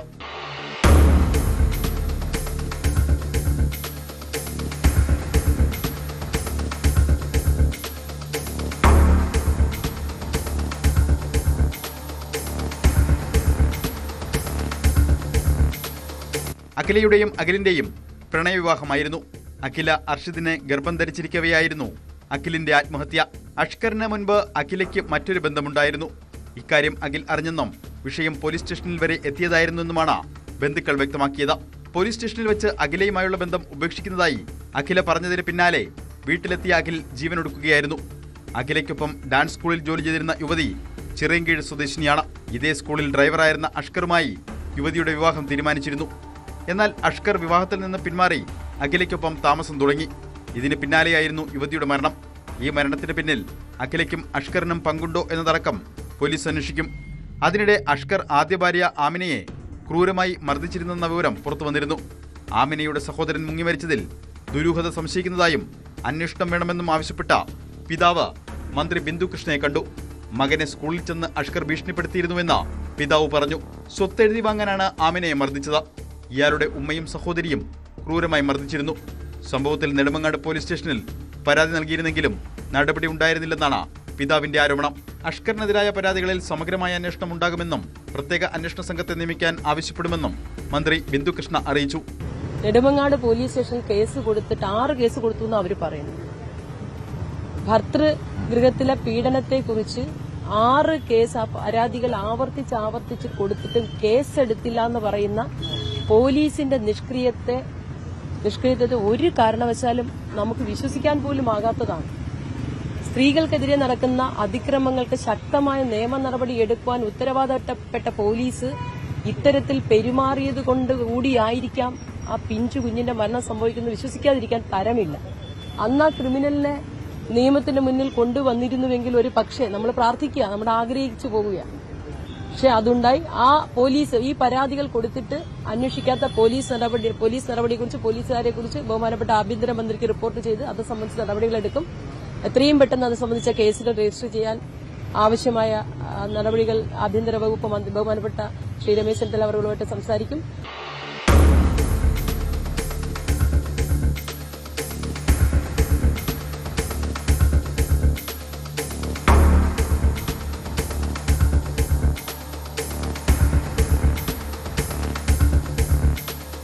ന്യൂസ് 18 തിരുവനന്തപുരം.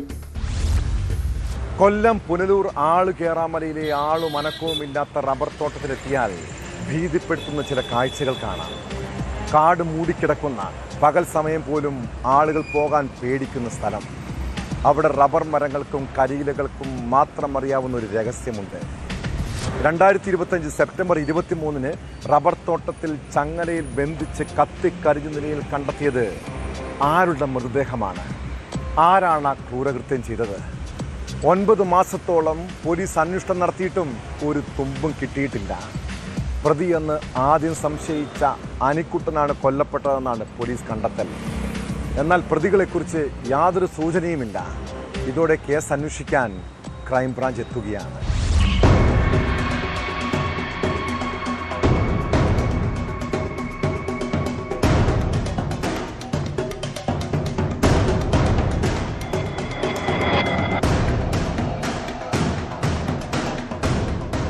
കഴിഞ്ഞ വർഷം സെപ്റ്റംബർ 23 മുക്കടവ് ആളുകേറാമലയിൽ റബ്ബർ തോട്ടത്തിൽ ചങ്ങലയിൽ ബന്ധിച്ച നിലയിൽ കത്തിക്കരിഞ്ഞ മൃതദേഹം കണ്ടെത്തിയത്. ഏറെ മൃഗീയമായ കൊലപാതകമെന്നാണ് പോലീസ് തന്നെ ഇതിനെ വിശേഷിപ്പിച്ചത്. റബ്ബർ മരത്തിൽ കയ്യും കാലും ചങ്ങലയിൽ പൂട്ടി മുഖമുൾപ്പെടെ കത്തിച്ച് വികൃതമാക്കിയ നിലയിലായിരുന്നു മൃതദേഹം. സമീപത്തു നിന്ന് ഒരു ബാഗ്, കുപ്പിവെള്ളം, ഗ്ലാസ്, കത്രിക, നാണയത്തുട്ടുകൾ എന്നിവ കണ്ടെത്തുകയുണ്ടായി. തുടർന്ന് കാട് വെട്ടിത്തെളിച്ച് നടത്തിയ പരിശോധനയിൽ ചങ്ങല താഴിട്ട് പൂട്ടാൻ ഉപയോഗിച്ച താക്കോലും കണ്ടെടുത്തു. പോസ്റ്റ്മോർട്ടത്തിൽ 45-നും 50-നും ഇടയ്ക്ക് പ്രായമുള്ള പുരുഷന്റെ മൃതദേഹമാണെന്നും നെഞ്ചിൽ ആഴത്തിലേറ്റ മുറിവാണ് മരണകാരണമെന്നും കണ്ടെത്തി. തുടർന്ന് പുനലൂർ ഡിവൈഎസ്പിയുടെ നേതൃത്വത്തിൽ നടന്ന അന്വേഷണത്തിൽ കൊലപാതകം നടന്ന സ്ഥലത്തിന് സമീപത്തുള്ള പമ്പിൽ നിന്ന് പെട്രോൾ വാങ്ങുന്ന ഒരാളുടെ ദൃശ്യങ്ങൾ ലഭിച്ചു. ഇത് കൊലപാതകവുമായി ബന്ധമുള്ള ആളാണെന്ന് സംശയിച്ചായിരുന്നു പോലീസ് അന്വേഷണം. ലുക്കൌട്ട് നോട്ടീസ് പുറത്തിറക്കിയുള്ള അന്വേഷണത്തിൽ ദൃശ്യത്തിലുള്ളത് ആലപ്പുഴ താമരക്കുളം വേടരിപ്ലാവ് സ്വദേശി 46 വയസ്സുള്ള പാപ്പർ എന്ന് വിളിക്കുന്ന അനിക്കുട്ടനാണെന്ന് വ്യക്തമായി. ഇയാളാണ് പ്രതിയെന്നുറപ്പിച്ച് അന്വേഷണം പുരോഗമിക്കുന്നതിനിടെയാണ് കേസിൽ വീണ്ടും വഴിത്തിരിവുണ്ടായത്. അനിക്കുട്ടനാണ് കൊല്ലപ്പെട്ടതെന്ന നിലപാടിലേക്ക് പോലീസ് എത്തി.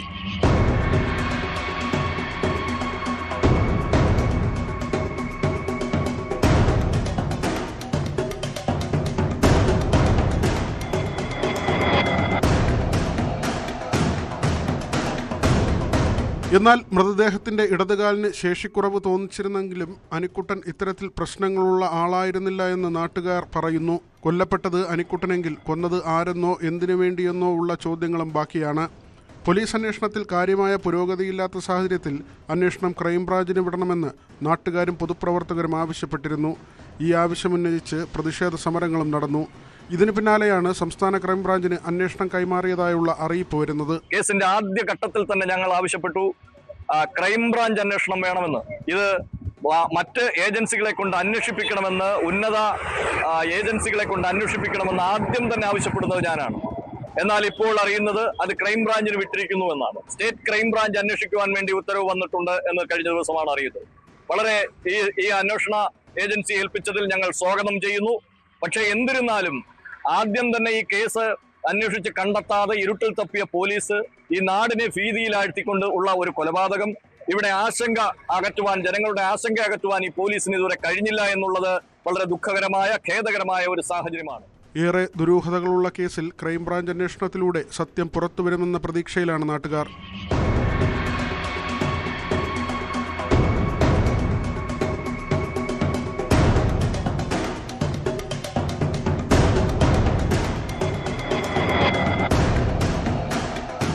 ന്യൂസ് 18 പുനലൂർ.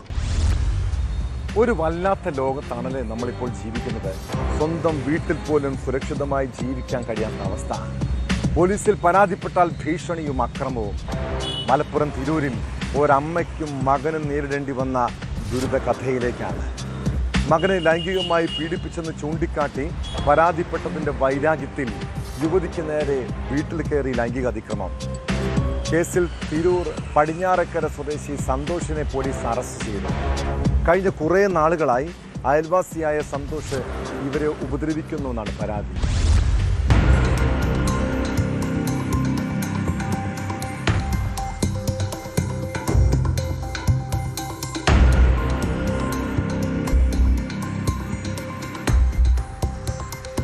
തിരൂർ പടിഞ്ഞാറേക്കരയിൽ അയൽവാസിയായ യുവതിയെ വീട്ടിൽ കയറി ലൈംഗികമായി ഉപദ്രവിച്ച കേസിലാണ് യുവാവിനെ തിരൂർ പോലീസ് അറസ്റ്റ് ചെയ്തത്. പടിഞ്ഞാറേക്കര നായർത്തോട് സ്വദേശി ചെരണ്ടശ്ശേരി വീട്ടിൽ സന്തോഷ് എന്ന 40-കാരനാണ് അറസ്റ്റിലായത്. ഇക്കഴിഞ്ഞ വെള്ളിയാഴ്ച രാത്രിയായിരുന്നു സംഭവം. യുവതിയുടെ വീട്ടിൽ കയറി ലൈംഗികമായി പീഡിപ്പിച്ചെന്നാണ് പരാതി. പ്രതി സന്തോഷ പരാതിക്കാരിയായ യുവതിയുടെ പ്രായപൂർത്തിയാകാത്ത മകനെ ലൈംഗികമായി ഉപദ്രവിച്ചിരുന്നു. ഇതേക്കുറിച്ച് യുവതി സന്തോഷിന്റെ ഭാര്യയോട് പരാതി പറഞ്ഞതിന്റെ വൈരാഗ്യത്തിലാണ് ലൈംഗികാതിക്രമം നടത്തിയത്.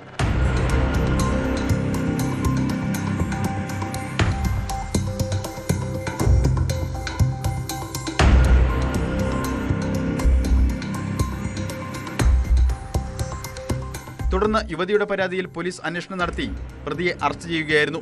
പ്രതികൾക്കെതിരെ പരാതിക്കാരിയുടെ മകൻ നൽകിയ മൊഴിയുടെ അടിസ്ഥാനത്തിലും തിരൂർ പോലീസ് കേസെടുത്ത് അന്വേഷണം ആരംഭിച്ചിട്ടുണ്ട്. കോടതിയിൽ ഹാജരാക്കിയ പ്രതിയെ റിമാൻഡ് ചെയ്തു. Tirur DYSP KM Siddique, SHO Anilkumar T, Meppilly SI Vishakh K Vishwan, senior civil police officer KR Rajesh, Jineesh, CPO Ananthu, Ashish Stephen, Tony Varghese എന്നിവരടങ്ങുന്ന സംഘമാണ് പ്രതിയെ അറസ്റ്റ് ചെയ്തത്.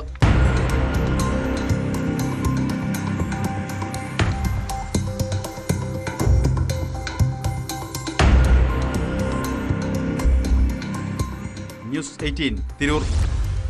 വിനോദയാത്ര പോകാനുള്ള പണം കണ്ടെത്താൻ മോഷണം നടത്തിയ 3 കൗമാരക്കാരുടെ കഥയിലേക്കാണിനി. കോട്ടയം കാഞ്ഞിരപ്പള്ളിയിലാണ് വീട്ടിൽ കയറി 3 പവനോളം സ്വർണവും പണവും മോഷ്ടിച്ചത്. കാറിലെത്തി മുഖംമൂടിയും പർദ്ദയും ധരിച്ച് മുൻവാതിൽ കുത്തിപ്പൊളിച്ച് അകത്ത് കയറിയായിരുന്നു കവർച്ച. കേസിൽ 19-കാരനും കൂട്ടുപ്രതികളായ 2 17-കാരും പോലീസിന്റെ പിടിയിലായി. ആഡംബര ജീവിതത്തിനു വേണ്ടിയാണ് മോഷണം നടത്തിയതെന്ന് പ്രതികൾ പോലീസിനോട് പറഞ്ഞു. പ്രത്യേക സംഘം രൂപീകരിച്ച് നടത്തിയ അന്വേഷണത്തിലാണ് ഒരാഴ്ചയ്ക്ക് ശേഷം പ്രതികളെ പിടികൂടിയത്.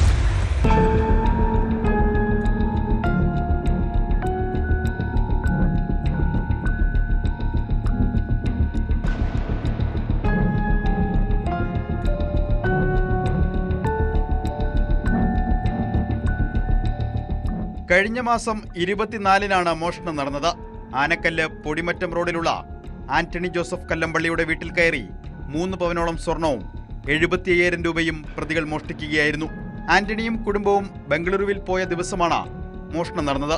കാറിലെത്തി മുഖംമൂടിയും പർദ്ദയും ധരിച്ച് മുൻവാതിൽ കുത്തിപ്പൊളിച്ച് അകത്ത് കയറിയായിരുന്നു മോഷണം. കൊടുവന്താനം കൊട്ടേപ്പറമ്പിൽ അനിൽകുമാറിന്റെ മകൻ 19 വയസ്സുള്ള അജിത് അനിലിനെയും 17 വയസ്സുള്ള മറ്റ് 2 കൂട്ടുപ്രതികളെയുമാണ് കാഞ്ഞിരപ്പള്ളി SHO CK മനോജിന്റെ നേതൃത്വത്തിൽ അറസ്റ്റ് ചെയ്തത്.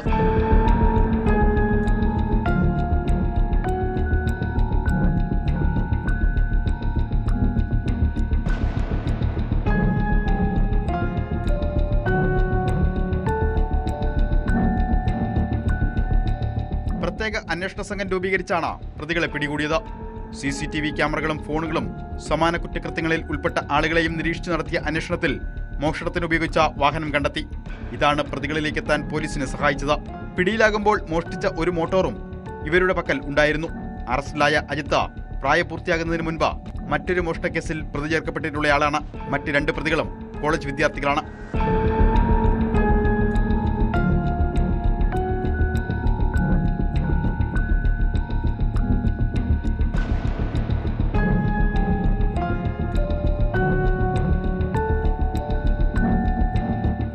ന്യൂസ് 18 കോട്ടയം. മറ്റുള്ളവരെക്കുറിച്ച് ഗോസിപ്പ് പറയുന്നതും അനാവശ്യ മെസ്സേജുകൾ ഫോർവേഡ് ചെയ്യുന്നതും മലയാളികളുടെ ഒരു ശീലമാണല്ലേ. നമുക്കതൊരു രസമായിരിക്കും. എന്നാൽ ഇരയാകപ്പെടുന്ന ചില വ്യക്തികളില്ലേ, അവരുടെ മാനസികാവസ്ഥയെക്കുറിച്ച് കൂടി നമ്മൾ ചിന്തിക്കണം. താരസംഘടനയായ അമ്മയിൽ ഇപ്പോഴത്തെ പ്രശ്നങ്ങളുടെ കാരണം ഇത്തരം ഗോസിപ്പും മെസ്സേജുകളുമാണ്. പിന്നീട് പരസ്പരമുള്ള വിഴുപ്പലക്കലിലും പോലീസ് പരാതിയിലും വരെ സംഭവം എത്തി. നടി അൻസിബ ഹസൻ നൽകിയ പരാതിയിൽ താരസംഘടനയായ അമ്മയുടെ വൈസ് പ്രസിഡന്റ് ലക്ഷ്മിപ്രിയ തൃക്കാക്കര ACPക്ക് മുന്നിൽ മൊഴി നൽകിയിട്ടുണ്ട്. അൻസിബയുടെ പരാതി പൂർണ്ണമായും തള്ളിയ ലക്ഷ്മിപ്രിയ സത്യാവസ്ഥ തെളിയിക്കാൻ തൻ്റെ പക്കൽ കൃത്യമായ തെളിവുകളുണ്ടെന്നാണ് പറയുന്നത്. തൃപ്പൂണിത്തറ ഹിൽ പാലസ് വനിതാ SI രേഷ്മയുടെ മൊഴിയും ഉടൻ രേഖപ്പെടുത്തും.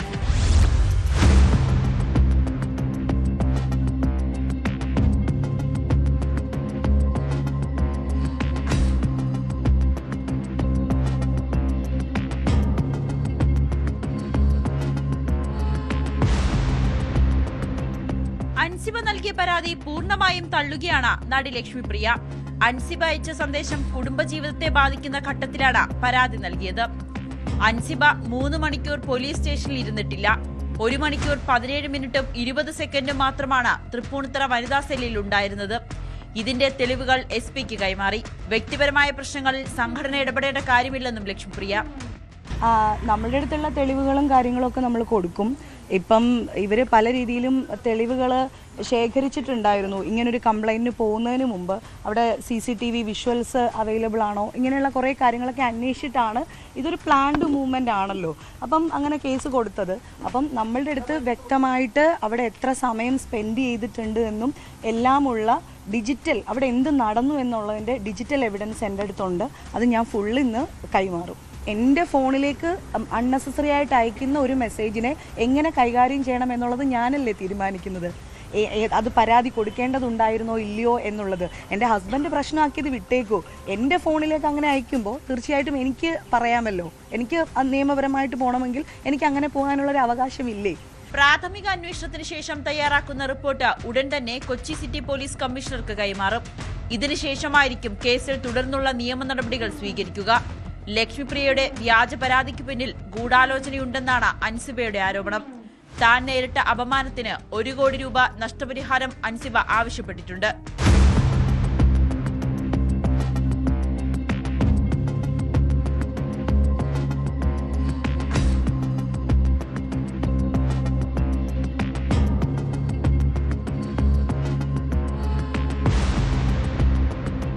ന്യൂസ് 18 കൊച്ചി.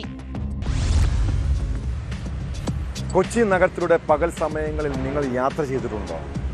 വൈകിട്ട് സുരക്ഷിതമായി വീട്ടിലെത്തുന്നുണ്ടെങ്കിൽ അത് മഹാഭാഗ്യമാണ് കേട്ടോ. പൊതുനിരത്തിലൂടെ ചീറിപ്പാഞ്ഞു പോകുന്ന സ്വകാര്യ ബസ്സുകൾ മറ്റ് യാത്രക്കാർക്ക് വലിയ ഭീഷണിയാവുകയാണ്. ബസ്സുകളുടെ മത്സരയോട്ടം മാത്രമല്ല, അവർ തമ്മിലുള്ള വാക്കുതർക്കം പലപ്പോഴും കയ്യാങ്കളി വരെയും കലാശിക്കുന്ന കാഴ്ച. തൃപ്പൂണിത്തുറയിൽ ബസ് ജീവനക്കാർ തമ്മിലുണ്ടായ സംഘർഷത്തിനിടെ ഒരു യാത്രക്കാരന് പരിക്കേറ്റു. വൈറ്റില തൃപ്പൂണിത്തുറ റൂട്ടിലോടുന്ന കൈലാസനാഥൻ, ബിലാൽ എന്നീ ബസ്സുകളുടെ ജീവനക്കാർ തമ്മിലാണ് ഏറ്റുമുട്ടലുണ്ടായത്.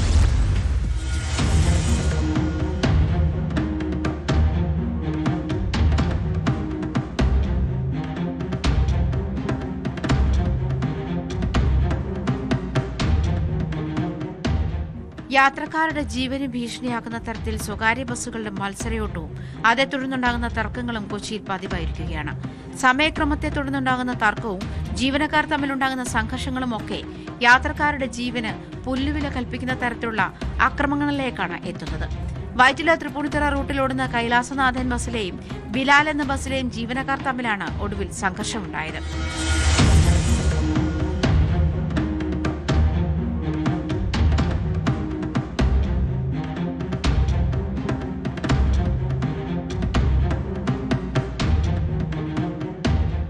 തർക്കത്തെ തുടർന്ന് ബിലാൽ എന്ന ബസിന്റെ പിന്നിലെ ചില്ല് കല്ലെറിഞ്ഞു തകർത്തു.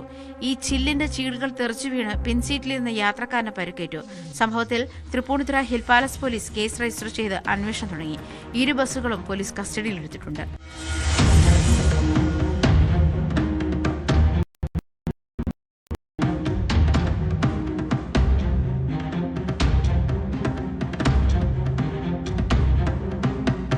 ന്യൂസ് 18 കൊച്ചി. തൊടുപുഴ സ്മിത ആശുപത്രിയിൽ നേഴ്സ് ആത്മഹത്യക്ക് ശ്രമിച്ച സംഭവം അതീവ ഗൗരവത്തോടെ കാണേണ്ട കേസാണ്. നേഴ്സുമാർ നേരിടുന്ന തൊഴിൽ ചൂഷണത്തിന് ആരാണ് ഉത്തരവാദികൾ? മേലുദ്യോഗസ്ഥരെ പോലെ മാനേജ്മെന്റും ഇതിൽ കുറ്റക്കാരല്ലേ?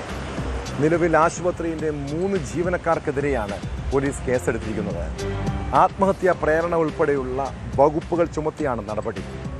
തീവ്രപരിചരണ വിഭാഗത്തിൽ കഴിയുന്ന നഴ്സിന്റെ മൊഴിയുടെ അടിസ്ഥാനത്തിലാണ് തൊടുപുഴ പോലീസ് കേസെടുത്തത്. ആരോപണ വിധേയരായ 3 ജീവനക്കാരെ ആശുപത്രി മാനേജ്മെന്റ് നേരത്തെ സസ്പെൻഡ് ചെയ്തിരുന്നു.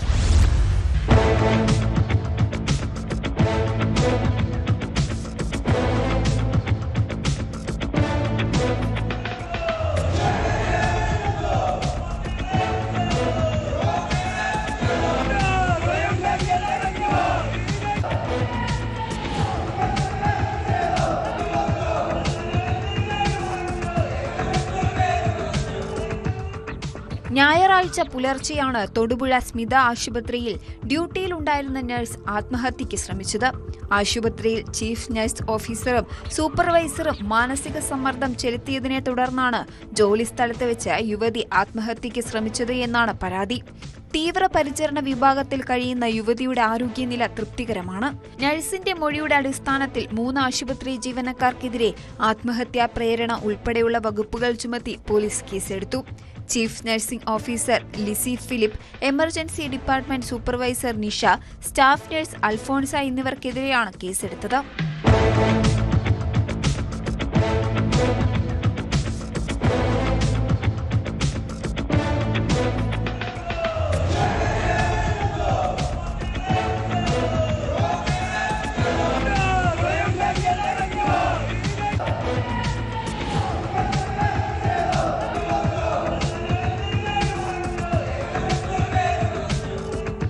ഏറെ നാളായി ആശുപത്രിയിൽ തൊഴിൽ പീഡനം നടക്കുന്നുവെന്നാരോപിച്ച് യുവജന സംഘടനകൾ പ്രതിഷേധം നടത്തിയിരുന്നു.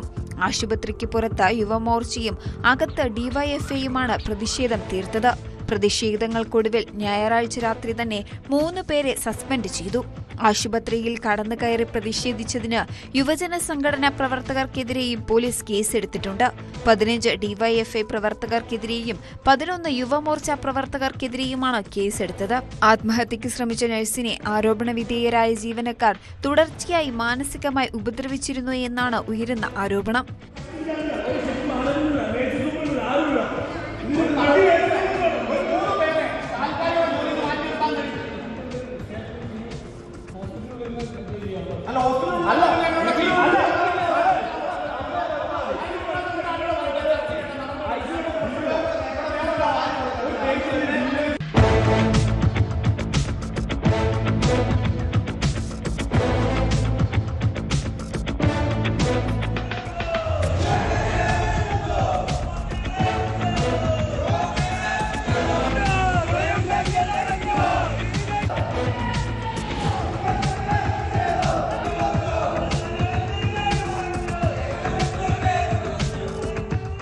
ന്യൂസ് 18 തൊടുപുഴ. ഓപ്പറേഷൻ തൂഫാൻ പദ്ധതിയുമായി പോലീസ് സംസ്ഥാനത്ത് വല വിരിച്ചിരിക്കുകയാണ്. ലഹരി മാഫിയയെ ഒന്നടങ്കം ഇല്ലാതാക്കാനാണ് നീക്കം. അതിന്റെ ഭാഗമായി താഴെത്തട്ട് മുതൽ പരിശോധന നടക്കുന്നുണ്ട്. തൃശൂർ റൂറൽ പരിധിയിൽ ഒരൊറ്റ ദിവസം കൊണ്ട് 15 കേസുകളാണ് രജിസ്റ്റർ ചെയ്തത്. 7 പേരെ പിടികൂടുകയും ചെയ്തു. MDMAയും ഹാഷിഷ് ഓയിലും കഞ്ചാവും ഉൾപ്പെടെ ഇവരിൽ നിന്നും കണ്ടെടുത്തു. വരും ദിവസങ്ങളിലും പരിശോധന ശക്തമാക്കാനാണ് പോലീസിന്റെ തീരുമാനം.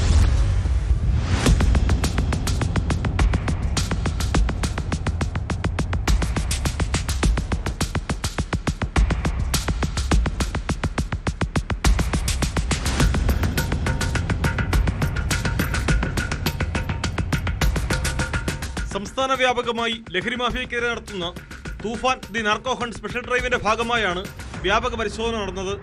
തൃശൂർ റൂറൽ ജില്ലാ പോലീസ് മേധാവി ബി കൃഷ്ണകുമാർ IPSന്റെ നേതൃത്വത്തിലായിരുന്നു റെയ്ഡുകൾ. ബാലനീതി നിയമത്തിലെ ജാമ്യമില്ലാ വകുപ്പ് കൂട്ടിച്ചേർത്ത് 6 കേസുകളും ലഹരി മരുന്ന് ഉപയോഗിച്ചതിന് 8 കേസുകളുമാണ് രജിസ്റ്റർ ചെയ്തത്. ചേർപ്പ് കോടന്നൂരിൽ 1/2 കിലോയോളം ഹാഷ് ഓയിലുമായി വയനാട് സ്വദേശി പിടിയിലായി.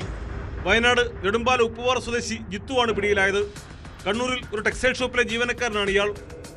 സ്കൂൾ കോളേജ് വിദ്യാർത്ഥികളെ ലക്ഷ്യമിട്ട് വിൽപ്പനയ്ക്കായി സൂക്ഷിച്ച ഹാഷ് ഓയിലുമായി കയ്പമംഗലം പോലീസ് സ്റ്റേഷനിലെ റൌഡി ലിസ്റ്റിൽപ്പെട്ട അനീസിനെ അറസ്റ്റ് ചെയ്തു. വധശ്രമം, കവർച്ച തുടങ്ങി നിരവധി ക്രിമിനൽ കേസുകളിൽ ഇയാൾ പ്രതിയാണ്. കാട്ടൂരിൽ ഹാഷ് ഓയിലുമായി പുല്ലത്ര സ്വദേശി സുമേഷിനെ അറസ്റ്റ് ചെയ്തു.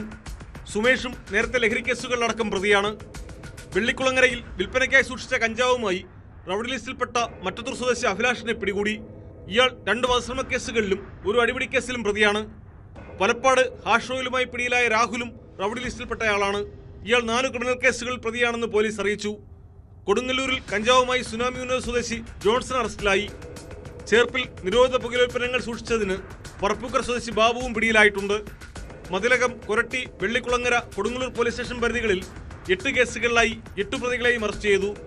മതിലകത്ത് നബീൽ, പൂളിമുട്ട സ്വദേശി നിഷാഖ്, ആല പത്താഴക്കാട് സ്വദേശി അജിത്, പതിയാശ്ശേരി സ്വദേശി അരുൺ, പേഴവര സ്വദേശി ഹിലാൽ എന്നിവരെയും, കൊരട്ടി സ്റ്റേഷൻ പരിധിയിൽ ലിൻസൺ, വെള്ളിക്കുളങ്ങരയിൽ ദീപക്, കൊടുങ്ങല്ലൂരിൽ സന്തോഷ് എന്നിവരെയുമാണ് അറസ്റ്റ് ചെയ്തത്.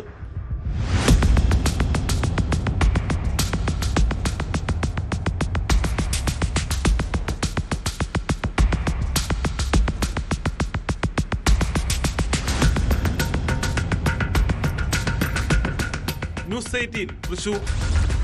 ലഹരിക്കെതിരായ പോരാട്ടം നിയമപാലകരുടെ മാത്രം ചുമതലയാണ്. പുതിയ തലമുറ വലിയ അപകടത്തിലേക്ക് നീങ്ങുമ്പോൾ നമുക്ക് ഓരോരുത്തർക്കും സാമൂഹ്യ ഉത്തരവാദിത്തമുണ്ട്. ഇത് തെളിയിക്കുന്നൊരു സംഭവം കഴിഞ്ഞ ദിവസം മൂവാറ്റുപുഴയിലുണ്ടായി. ലഹരി മാഫിയ പുഴയിൽ ഒളിപ്പിച്ച കിലോ കണക്കിന് കഞ്ചാവ് കണ്ടെടുക്കാൻ എക്സൈസിന് തുണയായത് ഇസ്മയിൽ എന്ന സാമൂഹ്യ പ്രവർത്തകനാണ്. കഞ്ചാവുമായി പുഴയിൽ നിന്ന് കയറി വരുന്ന ഇസ്മയിലിന്റെ ദൃശ്യങ്ങൾ സമൂഹ മാധ്യമങ്ങളിൽ ഇപ്പോൾ വൈറലാണ്.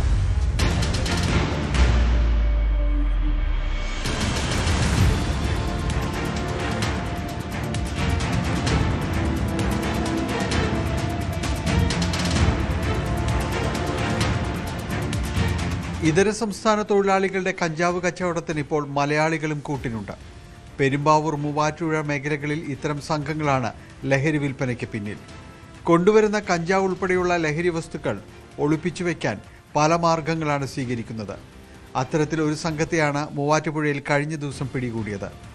കോതമംഗലം പുഴയിൽ ഒളിപ്പിച്ച കഞ്ചാവാണ് സാമൂഹ്യ പ്രവർത്തകൻ ഇസ്മായിലിന്റെ സഹായത്തോടെ എക്സൈസ് കണ്ടെടുത്തത്. എന്നാൽ ലഹരി കേസുകളിൽ പിടിയിലാകുന്ന പലരും വളരെ വേഗം ജാമ്യം നേടുന്നത് ലഹരി വിരുദ്ധ പ്രവർത്തനങ്ങൾക്ക് ഒപ്പം നിൽക്കുന്ന ഇസ്മായിലിനെ പോലുള്ള നാട്ടുകാരെ ആശങ്കയിലാഴ്ത്തുന്നുണ്ട്. അവരാണ് ഈ 65 ദിവസം കൊണ്ട് പുറത്തിറങ്ങിയത്. കുറച്ചുകൂടി സ്വാധീനമുള്ളവരാണെന്നുള്ളതാണ്. അവർക്ക് സ്വാധീനമുണ്ട്, അവരെ സഹായിക്കാൻ ആളുകളുണ്ട്.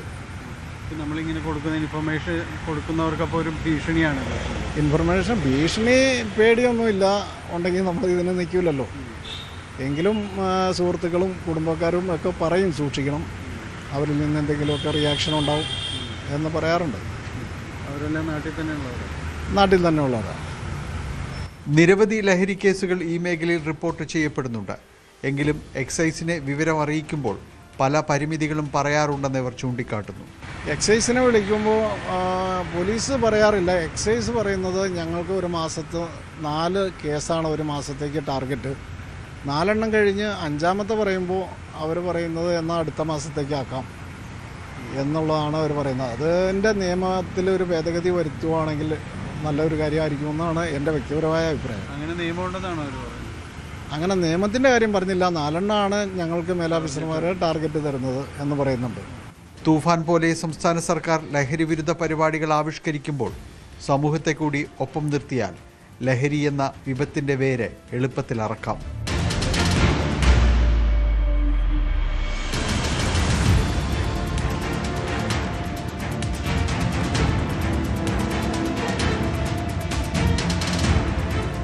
ന്യൂസ് 18 കൊച്ചി.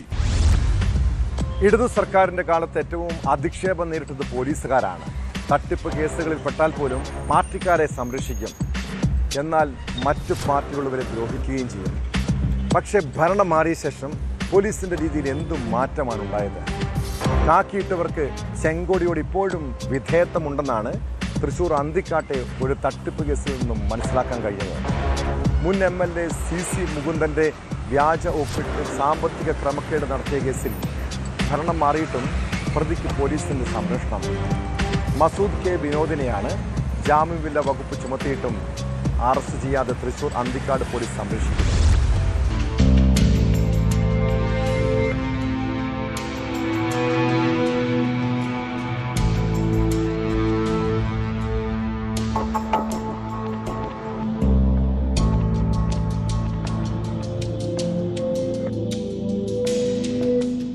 15 വർഷം മുൻപ് മന്ത്രി VS സുനിൽകുമാറിന്റെ PA ആയിരുന്ന മസൂദ് കെ വിനോദിനെ CC മുകുന്ദൻ MLAയുടെ PA ആയി നിയമിച്ചത് CPI തന്നെയായിരുന്നു.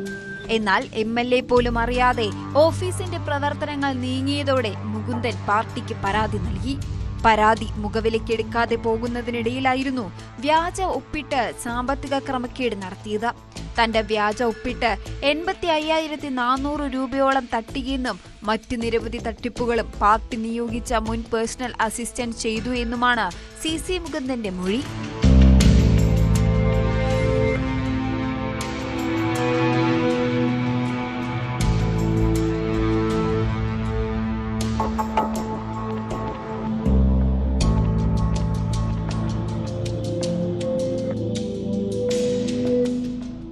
സംഭവത്തിൽ തിരുവനന്തപുരം മ്യൂസിയം പോലീസ് എടുത്ത കേസാണ് അന്തിക്കാട്ടേക്ക് മാറ്റിയത്. ജാമ്യമില്ലാ വകുപ്പ് ചുമത്തിയെങ്കിലും ഇതുവരെയും അറസ്റ്റ് അടക്കമുള്ള നടപടികളിലേക്ക് കടക്കാതെ പോലീസ് പ്രതിയെ സംരക്ഷിക്കുന്നു എന്നാണ് ആക്ഷേപം. ഇതിനിടയിലാണ് അറസ്റ്റ് ഒഴിവാക്കാൻ മുൻകൂർ ജാമ്യം തേടി പ്രതി ഹൈക്കോടതിയെ സമീപിച്ചിരിക്കുന്നത്.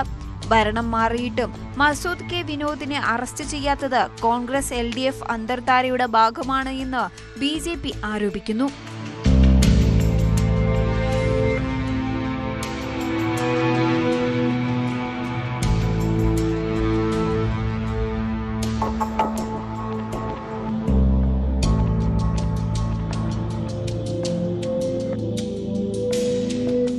ന്യൂസ് 18 തൃശൂർ.